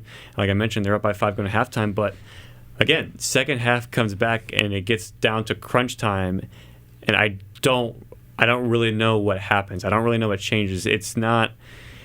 You can see it from the opposing team. The adjustments they make obviously work, but I don't know what we're doing from our point of perspective. That do you think it's a complacency thing? Like when you go into the first half, like kind of good, and then you go into the second. Do you think it's just sort of? I don't think so because I feel like even when they're down or it's tight, they get that. Like even when they're not holding on to strong leads, and a 5-point lead is nothing in basketball. It's one shot from being pretty much an even game. So. I think we're looking at the same problem as men's basketball, and just on quick math right here, there's 37 bench points or bench minutes yesterday, and the 200 total minutes played by all of the. Not to say that the game is 200 minutes long, but only 37 of the 200, I think, or 47. I don't know, but a low amount of the 200 minutes were played by bench players. So you're relying so heavily on those starting 5 that. When you get down at the end of the time, that are also taking quite a lot of fouls as well, and when you get down into the time where you need them to be high functioning after already playing quite a lot of time, they're frankly tired. You don't have any bench to aid them besides Kieran McGuff and Taya Ellis. So yeah, I mean, who's the good replacement for Fleming, Velasco, or Kohler when they're not playing well? There is nobody. Who's the replacement for Erica Porter? There is nobody. And Kieran McGuff and Taya Ellis pretty much have each other. So that it seems to be the problem is pretty similar on both basketball teams, I'd say. I would say I'm also quite sad about Janae Donahue not playing a lot. I really like Janae Donahue. But she's had a good couple of games, but maybe didn't play too well against Toledo. I would say the offense just becomes so stagnant because the way I do not like the women's basketball offense. I hate it's so much handing off the ball. It's just handing off the ball until you finally straight in with the hate. I hate it so much. I've never seen a play drawn up for a 3-point attempt. I've never seen a play drawn up to get somebody a shot. It's just passing the ball off repeatedly until somebody gets a lane to the basket, and it only works so many times, and that's why the second half they just get shut down by teams that get used to it and learn to switch, and then the offense becomes stagnant and you get no movement. Yeah, I think I can see that. A lot of their adjustments obviously did not work against Toledo, and a lot of them haven't worked in the second half during the season, but a lot of it's just mental. And assistant coach Maggie Lucas talked about that a little bit with us post-game, is trying to meet the moment and be better mentally. I mean, it's a rivalry game. It's about your mentality. Rivalry games, anything can happen. You can throw the records out the window, throw the stats out the window. It does not matter. It literally does not matter. We've seen a one-sided rivalry and a team that's really bad against a team that's almost unbeatable, and the team that's really bad just beats them, and you're like, what the heck happened? I mean, who gave Michigan a shot against Ohio State this year? Absolutely nobody. Guess who won this year? I did. Okay. I made a $5 bet with Tyler Kavlitz, so I won. Well, I think that was just Tyler Kavlitz's spite. I think that's what that was. Anyway. Less Michigan. But she talked about a little bit towards is just when you're in these games, you have to have a championship mentality, but you also just have to be ready for the moment. And the moments in the game, you have to recognize when the team needs a rebound, when they need a basket, where these moments are super crucial because it dictates the momentum for the rest of the game. And so many times in these top games, I mean, they've lost to Toledo now, they've lost to Buffalo, they've lost to Miami, and they lost to Kent State. Those are 4 of the top teams in the MAC. The only other team they have not played is the first team in the MAC and the best team in the MAC, Ball State, who is still unbeaten in Mid-American Conference play. And you have to win your moments and you have to win your battles, and they just didn't do that. And they didn't do it in the third quarter. Toledo outscored them in the third quarter 25-13. And if you saw how Toledo shot that ball in the second quarter and you said, oh, they're going to put 25 points in the third quarter, you'd probably think you're off your rocker. A little bit, you're out of your mind. But, I mean, give Toledo credit. They have a lot of experience on this team. Goss, Garcia, even Caruthers had a little bit of experience too before she got to Toledo a little bit as well. This team, Sammy McConowitz, I forgot to mention her. McConowitz is an amazing player for Toledo as well that has experience as well. And they met the moment.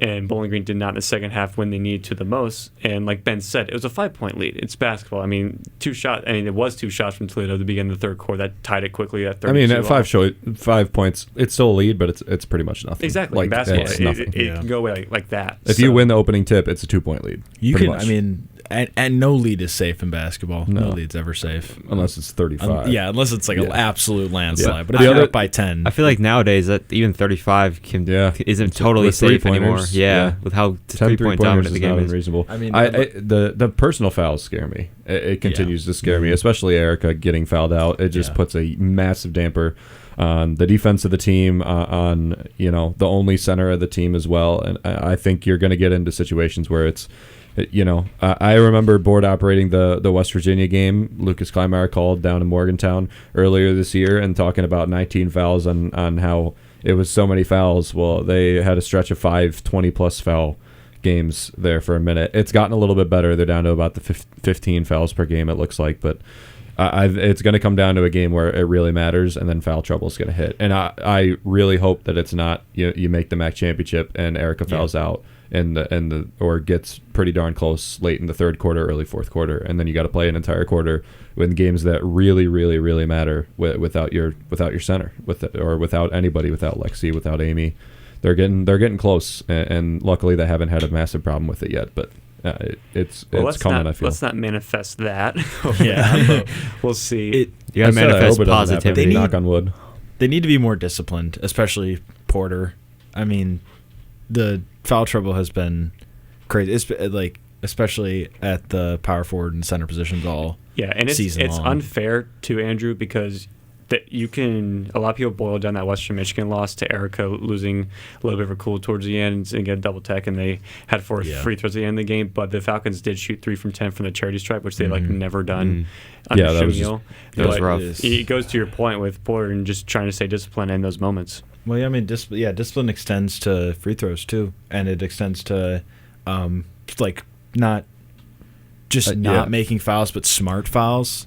Fouls that are preventing a bucket, not fouls that are just unnecessary. I feel that way about watching men's basketball, and they're really aware about it, that every time a big man gets a foul or a forward gets a foul, like if it's Marcus or if it's Jemai, they're automatically kicking themselves. And you don't see that a whole lot in basketball now, where it's like a foul you go complain to the ref. You don't like kick yourself for taking a foul. So I think they're understanding that they don't have the bench depth on the big men to be able to inhabit fouls. I've seen Jemiah do that a ton. I don't feel like women's basketball has, or either they can't execute on it, but I just feel like they go out and they play the game the same way that they would have played with complete health and a deep big men bench. And you just got to be more aware of that. Teams with shallower benches or shallower big men have to be. It's really down to execution. Honestly, they know what they need to do. The coaching staff will cut, and they don't hide.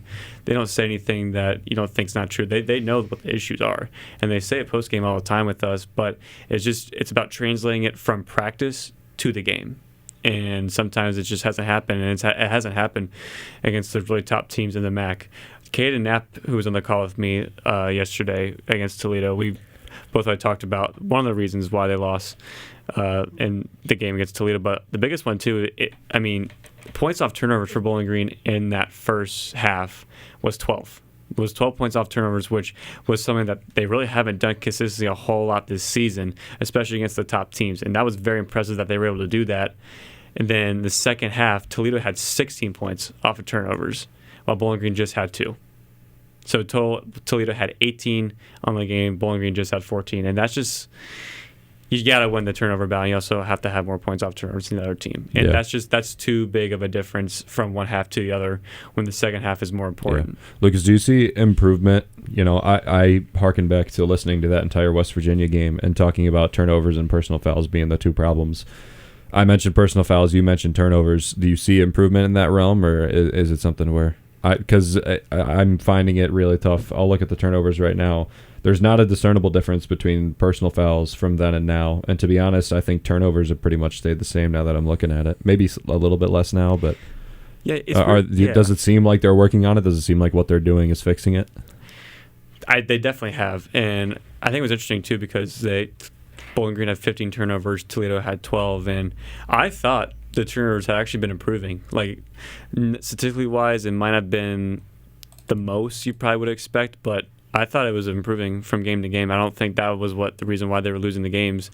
There was other reasons why they were losing, and not just turnovers, because you can just pinpoint that down early in the season. It was just purely turnovers why they couldn't close out the game. So I thought they'd been better, and I think more so the turnovers in the moments they turned the ball over were better. It wasn't the final minutes of the game like it was been the first. I think they've been taking care of the basketball a little bit better. It can be better, and I think they're still going to be working on that down the stretch. But because they're still at a 50 turnover differential between them and the opponent, which is a lot. 50 turnovers over the course of the season. And a lot of that too was when their non-conference schedule, when they played those nationally ranked opponents and those just tough non-conference opponents where they had so many more turnovers than the other team. Yeah. And 27 against West Virginia, 24 against Ohio State. 25 against Miami of Ohio, but Miami's unreal. So, hey, both Miami basketball teams are on an insanity run this year, so good on both programs for them. There's been many reasons why they've been losing, and it's just been a seesaw of a season. 9-10 record this year, 3-5 MAC play. It's been back and forth. And Lucas, what do you want to see from them? What's their? I'll read their upcoming schedule in a second. But Akron and Central Michigan. Akron Central. Yeah. What do you want to see from them these next couple of games, or where's the point where you start to hover your finger over the panic button as well? Well, I gotta double check again, but I believe they're out of the MAC tournament today as well. No, I think they're in it. Are they the eighth? I think they're in it. Seed? They're the 8th seed. Akron, NIU, Ohio, and Eastern are below them. So they're just in, but they're tied with Akron for that 8th seed. Yep, and that's who they're playing next. So that's a huge game. That's a huge game. I want to. They have to win these next 2 games. They have to. Akron's right below them, like we just said. Central Michigan's right above them, 4-4 in MAC play, but 8-11 overall. But they're going on the road, and Bowling Green's 1-8 on the road this year. So that is a huge game for both programs, men's and women's. Funny enough, both at Central Michigan the same day. Those are 2 huge road games in Mount Pleasant, and they both have to win. And Bowling Green for the women's team, they have to win both, in my opinion. They have to win both. You don't want to find yourself in a situation where you have to, we got to win out these last couple of games to even just get a chance in the MAC tournament. I mean, they were in the middle of the pack last year in the MAC tournament. And obviously, they got first round of Buffalo, but they have to win these next 2 games if they want to not scrape into Cleveland. It is nice now that you now that I look at it more cleanly. Central is 1 game swing ahead of you. They're 4-4. You're 3-5. So that is a big one for sure. But Akron, Central Michigan, who you play again, but Akron, Ohio, NIU, and Eastern Michigan, you all play, and they're all below you right now. So those look like pretty decent wins as well. Kent State, I don't know where they are. I think they're middle. Yeah, they're third right on now the high for end. women's. Okay, 13-7 overall, 6-2 so yeah, in the MAC. Toledo games, anything can happen. So you're either looking at the next 2 games you should be able to win. You should win at least 1. You probably need to win 2, but it's not like the season is over. Looking after that, you have bountiful opportunities and teams that you probably should beat. I watched Eastern Michigan play. They're not good. They're still 0-8. So Ohio didn't look too great. NIU I haven't seen yet. Akron I haven't seen, but we'll see it in the next game. I'm actually really excited for that game. I think it's going to be a very good one. 3-5 implications forward. Should be a good one for sure. It's going to be a big one for sure. Absolutely, indeed. And you look, they have to play Ball State on the road, and 8-0 in the MAC, 16-4 overall. I mean, you might just chalk it up. Yeah. You probably, obviously. It is almost nicer that you have that game and Arkansas State back to back, because you do also have MAC Sun Belt. So that's 2 games where you can sit back and just do your thing and not worry about. Because you would like to upset Ball State, but if you're looking at it realistically, you're getting into Bowling Green versus U of M football from last year. Is it really worth putting in all that effort into a game that there's very small chance that you win? Is there, I don't know, is there something that needs to happen or someone that could step up to make the Ball State game close or possibly a win? What would need to happen to beat them? I'm haven't seen a lot of Ball State women's volleyball this year. Women's volleyball. I'm sorry, women's basketball. I've seen a lot of women's volleyball for Ball State. Well, it's like what Lexi Fleming said post-game, and what Elias Player says. They have to play all 4 quarters good. They have to win all 4 quarters, because if you win all 4 quarters, you obviously win the game. They're going to have to play perfect against Ball State. Ball State's a very, very good team. They're, for my money, the best team in the MAC. So they're going to have to win. They have to shoot better than them. They have to rebound them better. They have to get more points off turnovers than them. And those stars for Bowling Green, a.k.a. Lexi Fleming, Amy Velasco, Erica Porter, even Paige Kohler too as well, would have to all get double figures as well in order to come out with a big victory.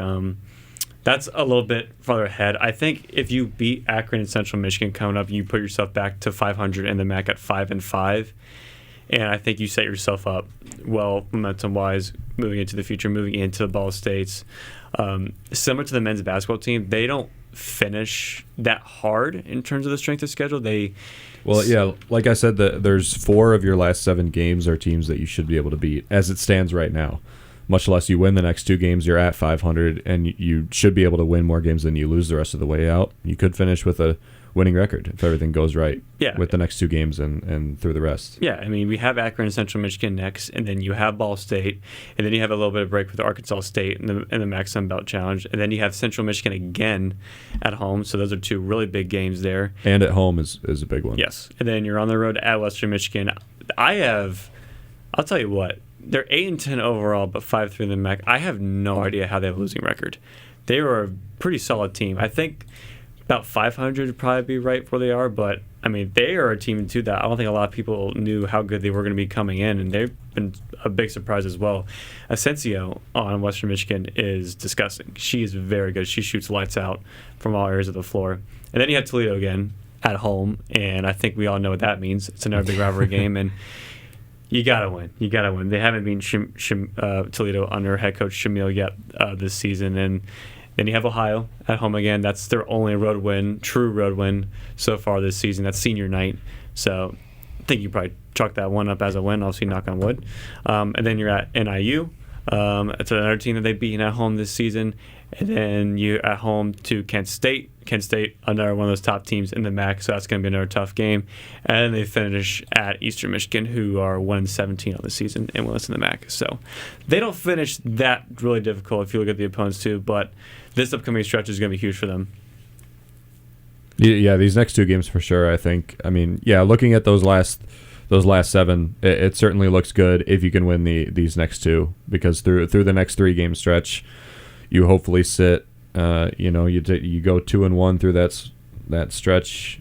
What does that put you? That does put you at 500, 5-5. So, or 5-6, whatever that puts you at. It sets you up pretty well, especially Arkansas State with what is essentially, you hate to say it, but it's kind of like a bye week. Like you don't really have to worry about. It's like when we said basketball. It would be nice to take a win, but it's more key to be working on things. What we said with hockey too. There's those non-conference games that, and the way that we have them is it's just figuring stuff out. And I think like hockey, with both squads, you're nearing the part of the season where you have to stop worrying about working on things and you actually have to see like results happen. Because if you don't have results happen against this Akron and Central Michigan, maybe you split and you're in for a more tough rest of the season. I think you're at that point too as well. Once you get towards the end of January and beginning of February, it's time to lock in. Like this is the final end of the month and then final month of regular season play before the tournament starts. You have to lock in. You have to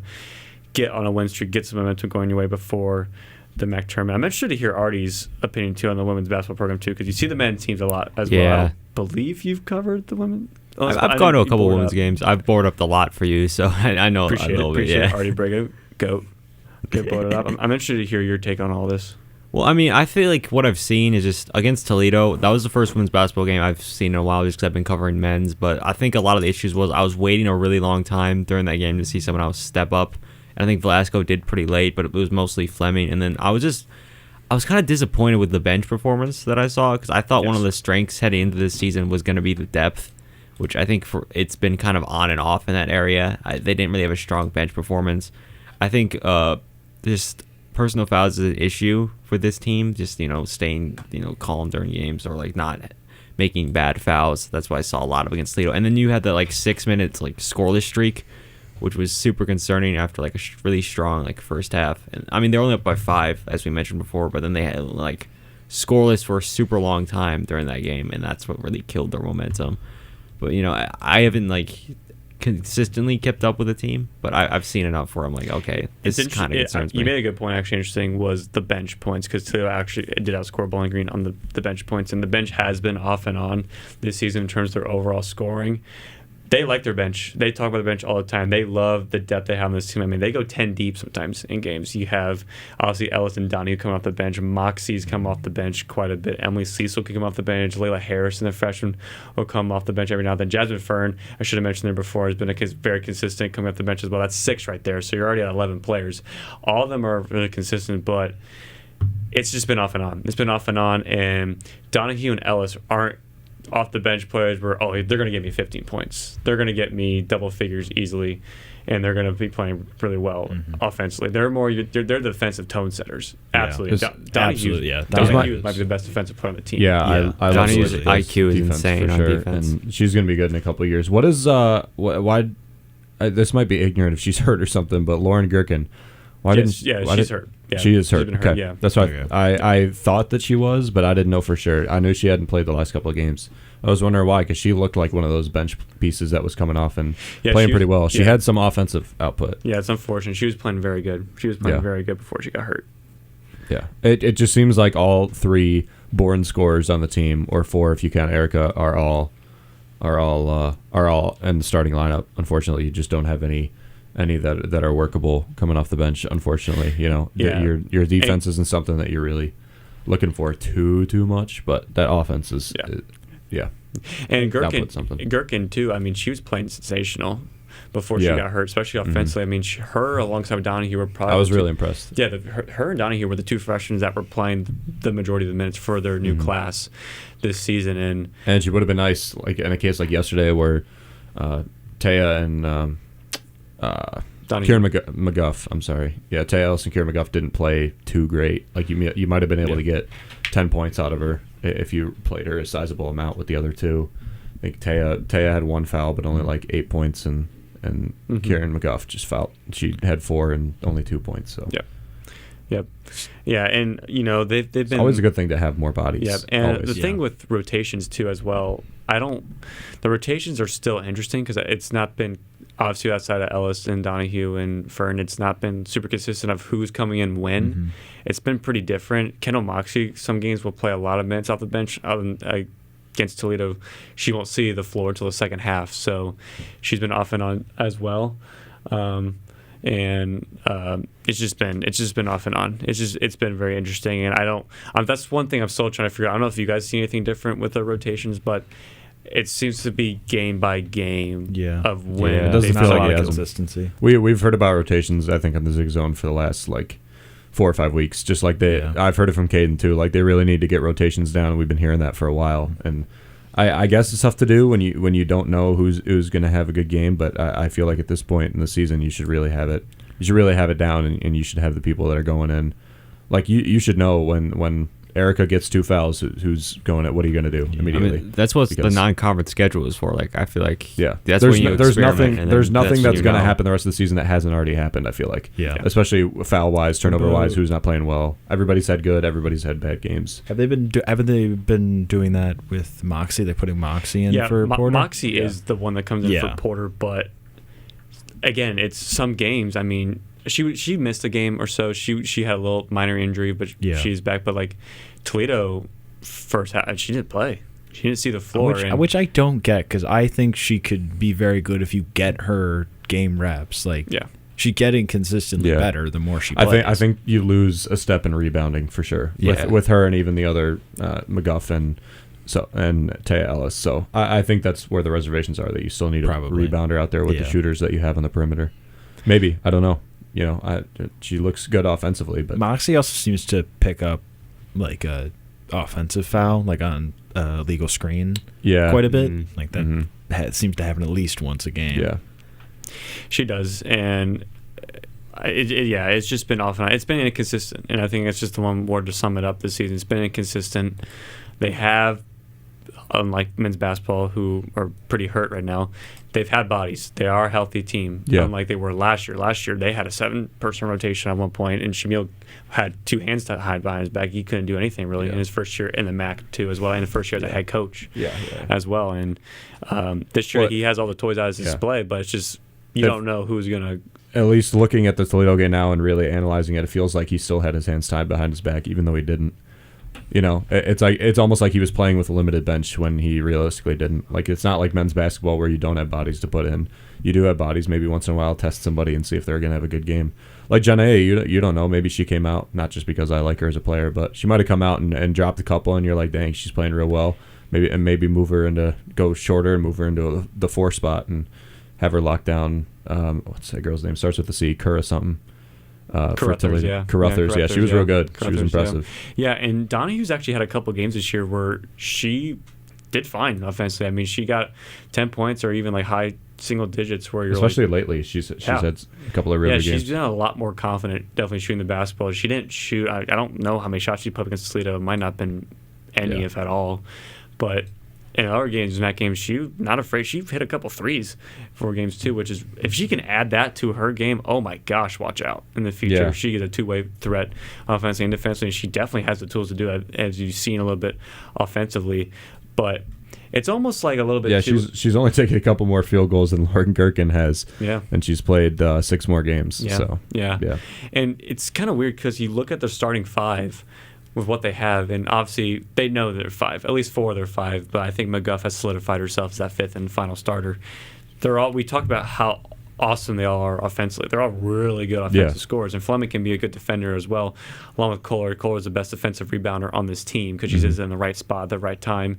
Erica Porter can be a good defender at times too as well, but with her both sides of the ball up and down. But it seems like they don't have a lot of firepower off the bench scoring wise. If those 5 are not scoring consistently in the game, or B, in the second half, if they hit a little bit of a wall, there's not a player you can come off the bench and say, a couple big threes for us. That harkens back to what I was saying about Lauren Gherkin. Like, there's nobody that you can put in that's a natural born, has a nose for the bucket. Outside of Jasmine Fern, there really is not anybody. I would agree with that. And like, if you had defensive problems, like, you got a plethora of people that you can put in to hold down. Donahue alone, I would take her against a lot of the guards / forwards and the MAC. I think that, but yeah, I think scoring is somehow only had 8 minutes last game. I don't get it. Yeah. Someone you like. I would put.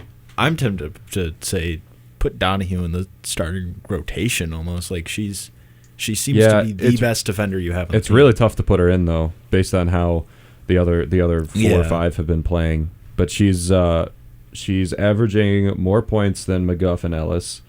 She's got way more steals. She's got the most steals on the team. I don't know about rebounds. Her rebounds are a little bit of a step back. Actually, quite a bit of a step back. So maybe that's what he's worried about. But I actually, now that I look at it, I wouldn't hate it. Switch something up and put. Well, she was a starter to begin the season. Donahue was a starter. Or if you really encounter, around the MAC more than I do. If you really encounter a team with a star player and that's all the firepower that they have, maybe that's what you do. Maybe you just have her, like, tell Janae, go out there and lock her down. And I think she could do it based on what I've seen so far. She's tasked with guarding the team's best offensive players, which is kind of crazy. Which is a tough role, by the way. As tough as it is to have scoring and a freshman going out there. It's also tiring because, defenses, you expend more energy on defense than you do on offense. That's true in basically every sport. That you go out there and you defend the starting player, it's hard to.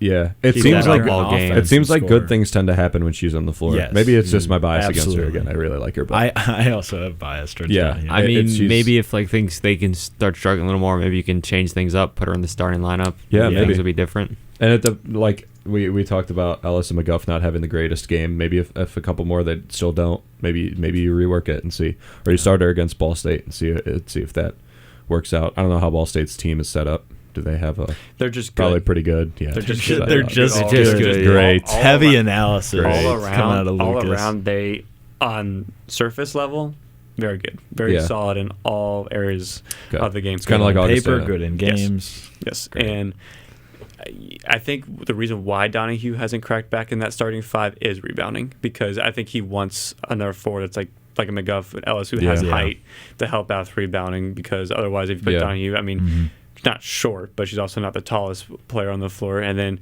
you're going small again, which is what they did not want to do, at least to start the season when I talked to Shamil, and they already have three guards, Velasco, Fleming, and Cole are all small. I agree. That was also my America Porter. Yeah. So, it'll be interesting to see what they do in the five. Who do you guys think's in the better spot, men's or women's? I think women's. Women's have an easier wrestling schedule, so that's what I'd say. Also, half their team isn't completely hurt right but now. I will addend that by saying I think the men have been playing. Like, I think the women have a better team, but the men have been playing better. Like from their starting five, none of the men's starting five has been playing poorly. No. Whereas you could look at the 4 spot for women's and say, like, well, they really don't have somebody right now that's really holding on to that spot. Yeah. So. Yeah, like we're actually talking about who should be in the starting lineup. In men's, there's no question who should be starting every single game. I would say because there's nobody else to do it, mainly. But everybody's playing well, I think. So, and it is similar with Erica and Jemai's situation. Quite similar kind of players. Yeah. And I fouls feel a little bit different. I feel bad for the stress Erica a little bit too, because I think off and on at games at time, but she has a lot of pressure put on her. Yeah. Like, there's no one at that 5 spot. Like, Moxie's done good off the bench this season, don't get me wrong, but Erica, no one can do what she does in the post on the team right now, on the roster team. So she carries a lot of weight on the team. And if she gets to a couple of quick fouls or fouls out, man, her minutes get restricted, and that changes. She gets frustrated pretty easy too, which doesn't help. Certain games, if she settled down a little bit more, it might be better for the team as a whole. But a player is a player is. I think the situation is a lot similar to Jemai, in which there's really nobody to back him up. Jemai hasn't really been in foul trouble too horribly yet, but if they're being at risk of taking off the floor, the team is in trouble. Yeah. As a whole. Yep. So, all right. Look at this, Lucas. You got to be happy. 40 minutes talking about women's basketball. I know. I didn't. I just looked up it's. I know. Go over. So it's a good conversation. Final question on both basketball programs before we'll come back and talk a little bit about the non-revenue sports and a little bit of updates around Bowling Green. And our last final question before we end off the Zig Zone: do we think both teams still get into the MAC tournament in Cleveland? I think they do. I think yes. I agree. I think both do. I think finally good. All right, positive. There we go. Yeah, there we go. Happy Zig Zone. Started off negative, ending positive. All right, so we'll take a quick break here, and when we come back, we'll have a little bit more updates from track and field, women's tennis, gymnastics, and along with men's soccer transfers, and a little bit, not really necessarily preview, but baseball and softball season is starting soon here, folks, so we'll get a little bit of mention on that as well. You're listening to the Zig Zone right here on WBGU.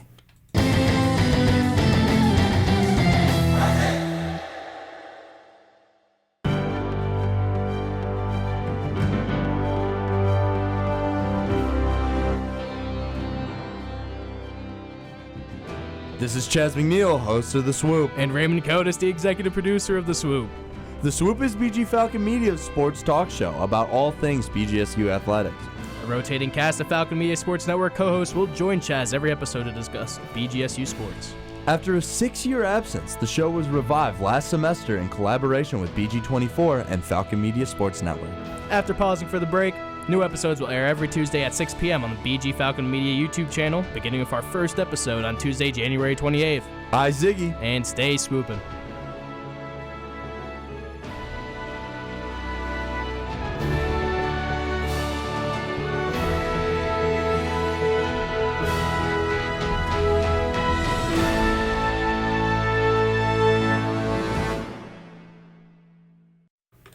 And welcome back to the Zig Zone one final time. Or I should say at least second to last final time. We'll have a little bit of a break for our final question before we head off. We have 20 minutes left here in the Zig Zone. Once again, Luke Clymer filling in for Holden Ruck alongside Ben Korak, Andrew Smith, and Artie Abrego. A couple of non-revenue sports that were in action this past weekend. Track and field had a pretty good weekend. A couple of freshmen from BGSU led at the Bob Parks Memorial Invitational. Take a little bit of the recap. This is from BGSU Athletics for what happened. Hannah, her name's Hoover. I'm trying to find her first name here. Apologies there. Rachel Hoover. Apologies right there. I was reading something else. Rachel Hoover had a massive weekend for women's track and field. Hoover, that was her collegiate indoor debut. She led all freshmen in the race with a time of 4 minutes, 56 seconds, and .09, which is the 9th fastest in BG history. So I think we got a little bit of early candidate for Athlete of the Week on our hands. So good for Rachel, good for her, good for the program. She joins Reedman and Kylie Cubbitson as the third runner to achieve a top 10 mark in the event and program history this season. Now, it's a big weekend for a couple of non-revenue sports, along with the women's tennis team. Women's tennis got a 5-2 win over the University of Indianapolis on Friday, and we mentioned it a little bit during the show is, where's Holden Ruck at? Where's Holden Ruck? Why is he not here? Right? But yeah, we're missing Holden. He abandoned us. Holden Ruck at the home gymnastics meet for BGSU Gymnastics. They take on Southeast Missouri State and Central Michigan in gymnastics tri-meet. He's currently broadcasting the game on WBG PBS. That is our partnership program that helps us broadcast our men's and women's soccer games, as well as the other couple of non-revenue sports events as well. So a big thank you to Mark Hathaway and everyone at PBS that gives us the opportunities as well.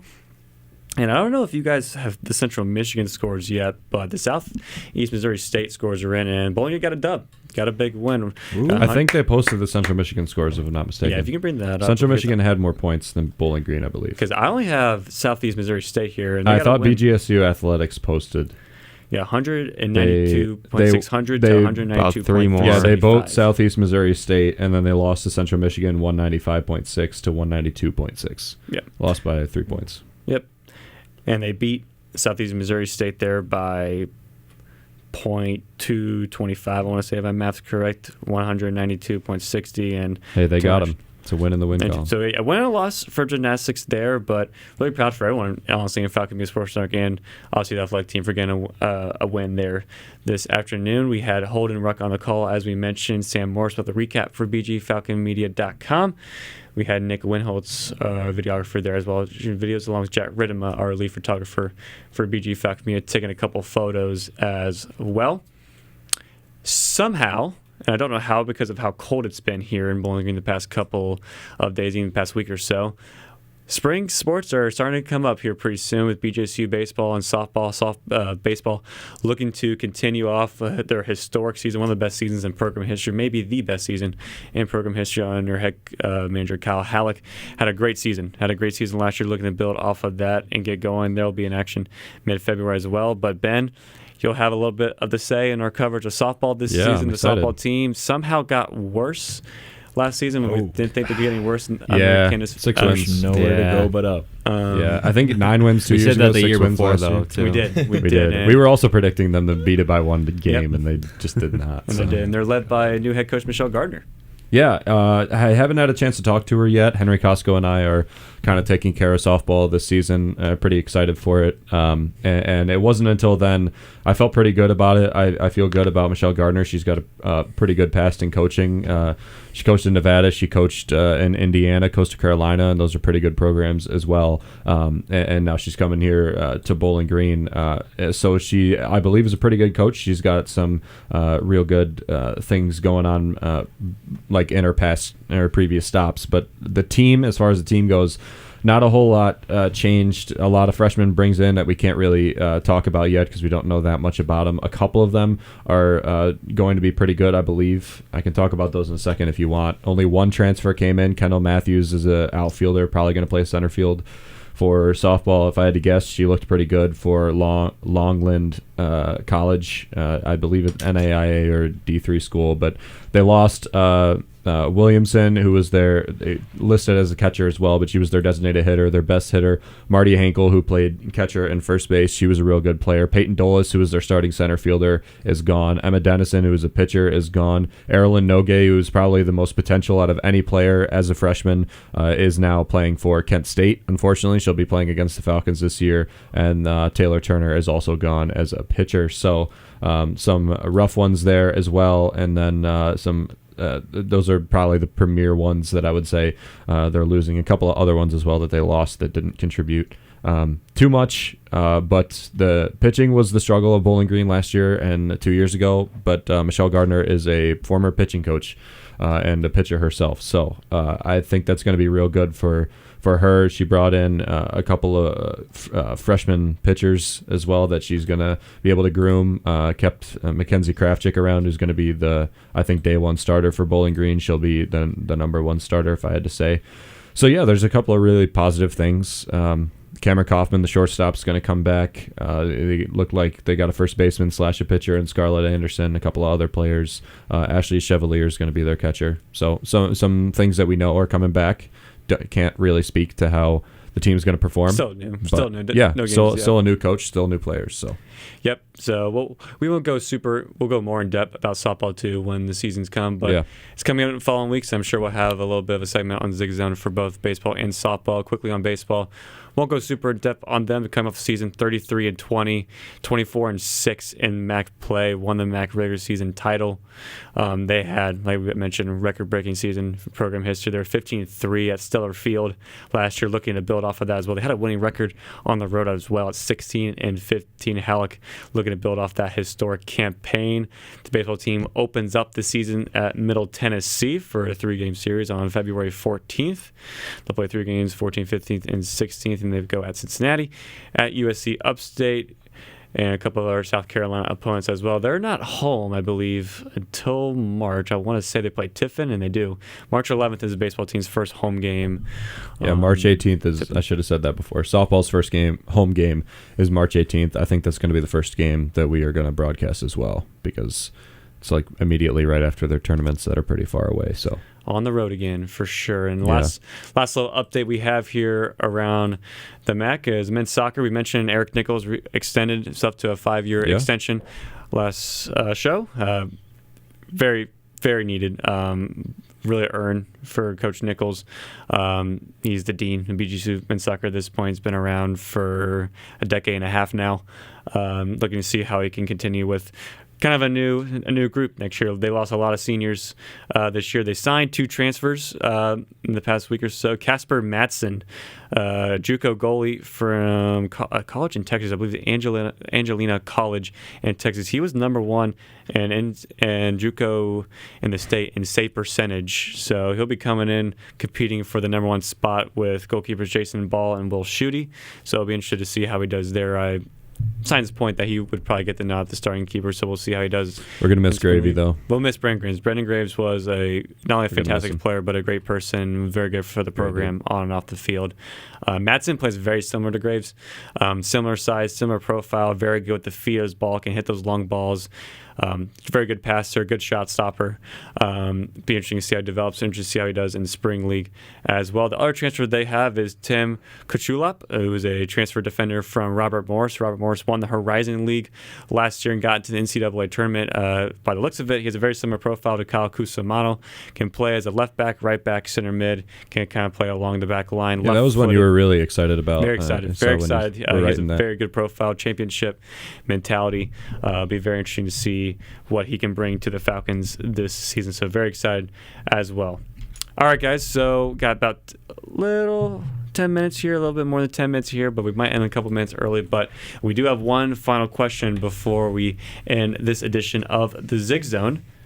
And I thought, this was a rivalry weekend, Battle of I-75, a lot of games, and kind of a somber start to the show. But what is the best rivalry win you have ever experienced? This can be either as a fan or as a player, because some of us did play sports collegiately growing up as well. So take it however you will. Give you guys a minute or so to think about it. And when we come back, that's how we'll close off the show with a little bit of a fun question as well. So best rivalry win you've ever experienced. When we come back, we'll get your answers right here on the Zig Zone on WBGU.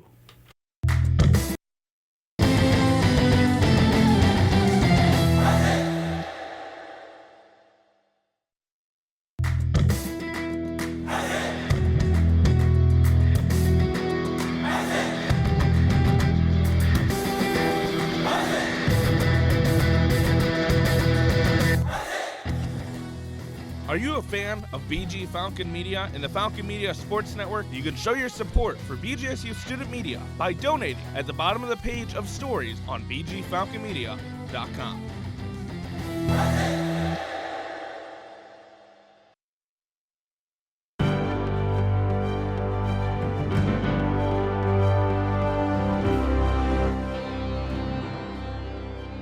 On November 1st, 2024, BGSU men's soccer defeated nationally ranked Western Michigan for the first time in a decade.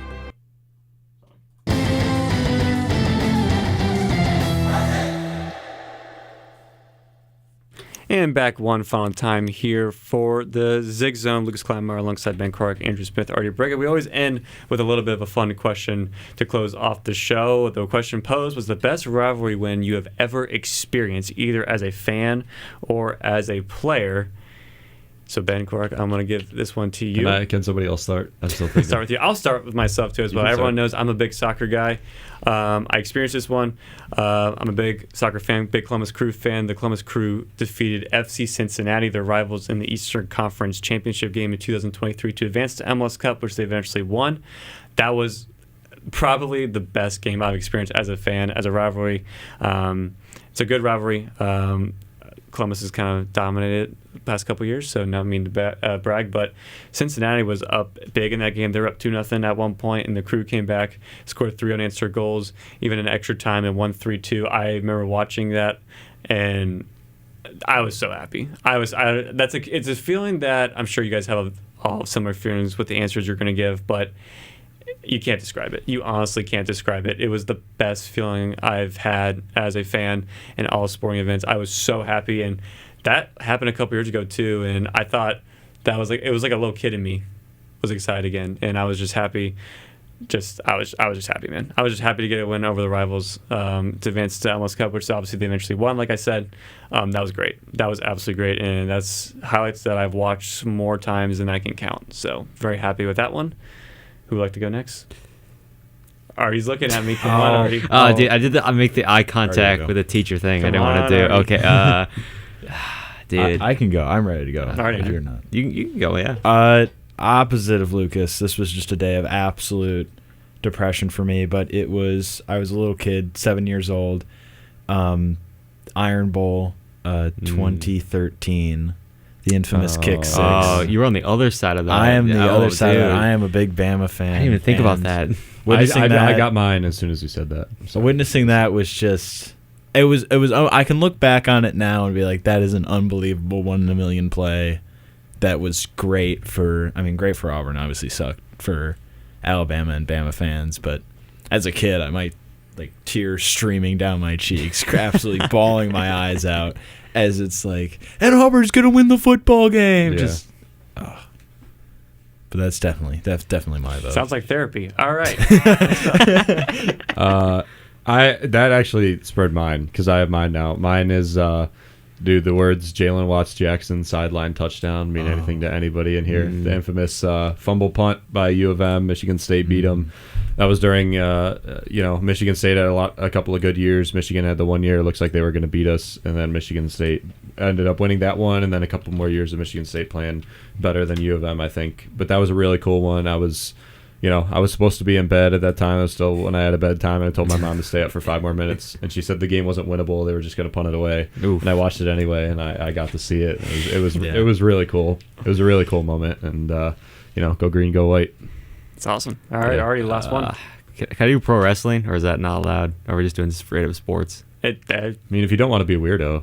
Yeah. How's that weirdo? It's up to you, man. Up to you. I'll do pro wrestling. Why not? It'd make it interesting. Anyone knows me, I'm a big pro wrestling fan. I'm a big CM Punk fan. So I guess I'll do a recent example. CM Punk versus Drew McIntyre at Bad Blood. Mostly just because it was a great match, and I'm a big CM Punk fan. So, yeah. If we're going to go with sports technical answer, then it's Bears beating the Packers at Lambeau on Brett Favre's jersey retirement. Oh, yeah. That is what a year great was moment. That was 2015, so that's when the Bears were still. That was when John Fox was head coach. Was that the last time they won in Lambeau? No, they actually, yeah, that would be the last time they won in Lambeau. Yeah, okay. 10 years That's ago. Crazy. Ben Johnson, he's gonna get it done. Cap. That's when they. Wait, no, they beat them at Lambeau this year. Was Brian Urlacher? They beat him at Lambeau this year. That was the made field goal by How do you Carriel. forget that? That just happened. I don't know, man. A lot's happened in a month. Fake all right? Bears fan. That is not a thing. All right. Well, good answers, guys. This will do it for this edition of the Zig Zone. Once again, filling in for Holden Rec Heroes, Lucas Clymer, alongside Ben Clark, Andrew Smith, Artie Brego. And obviously, once again, tune in to WBGU 80.1 FM tonight from midnight to 3 a.m. for the re-airing of Falcon Media Sports Network's broadcast of the men's basketball game against Toledo. Falcon Media Sports Networks will have the re-airing of a broadcast every weekday from midnight to 3 a.m. You can see the full rebroadcast schedule on Twitter X at BG_FMSN. And make sure you check out our Twitter X, Facebook accounts, and all social media accounts for all of our content we do for BGSUF Lex, along with our website, bgfalconmedia.com, the YouTube channel, BG Falcon Media, and all platforms that include Falcon Media Sports Network and BG Falcon Media. So that'll do it for this edition of the Zig Zone. From Artie Brego, Andrew Smith, Ben Clark, I've been your host, Lucas Clymer, saying so long and have a good evening, everyone.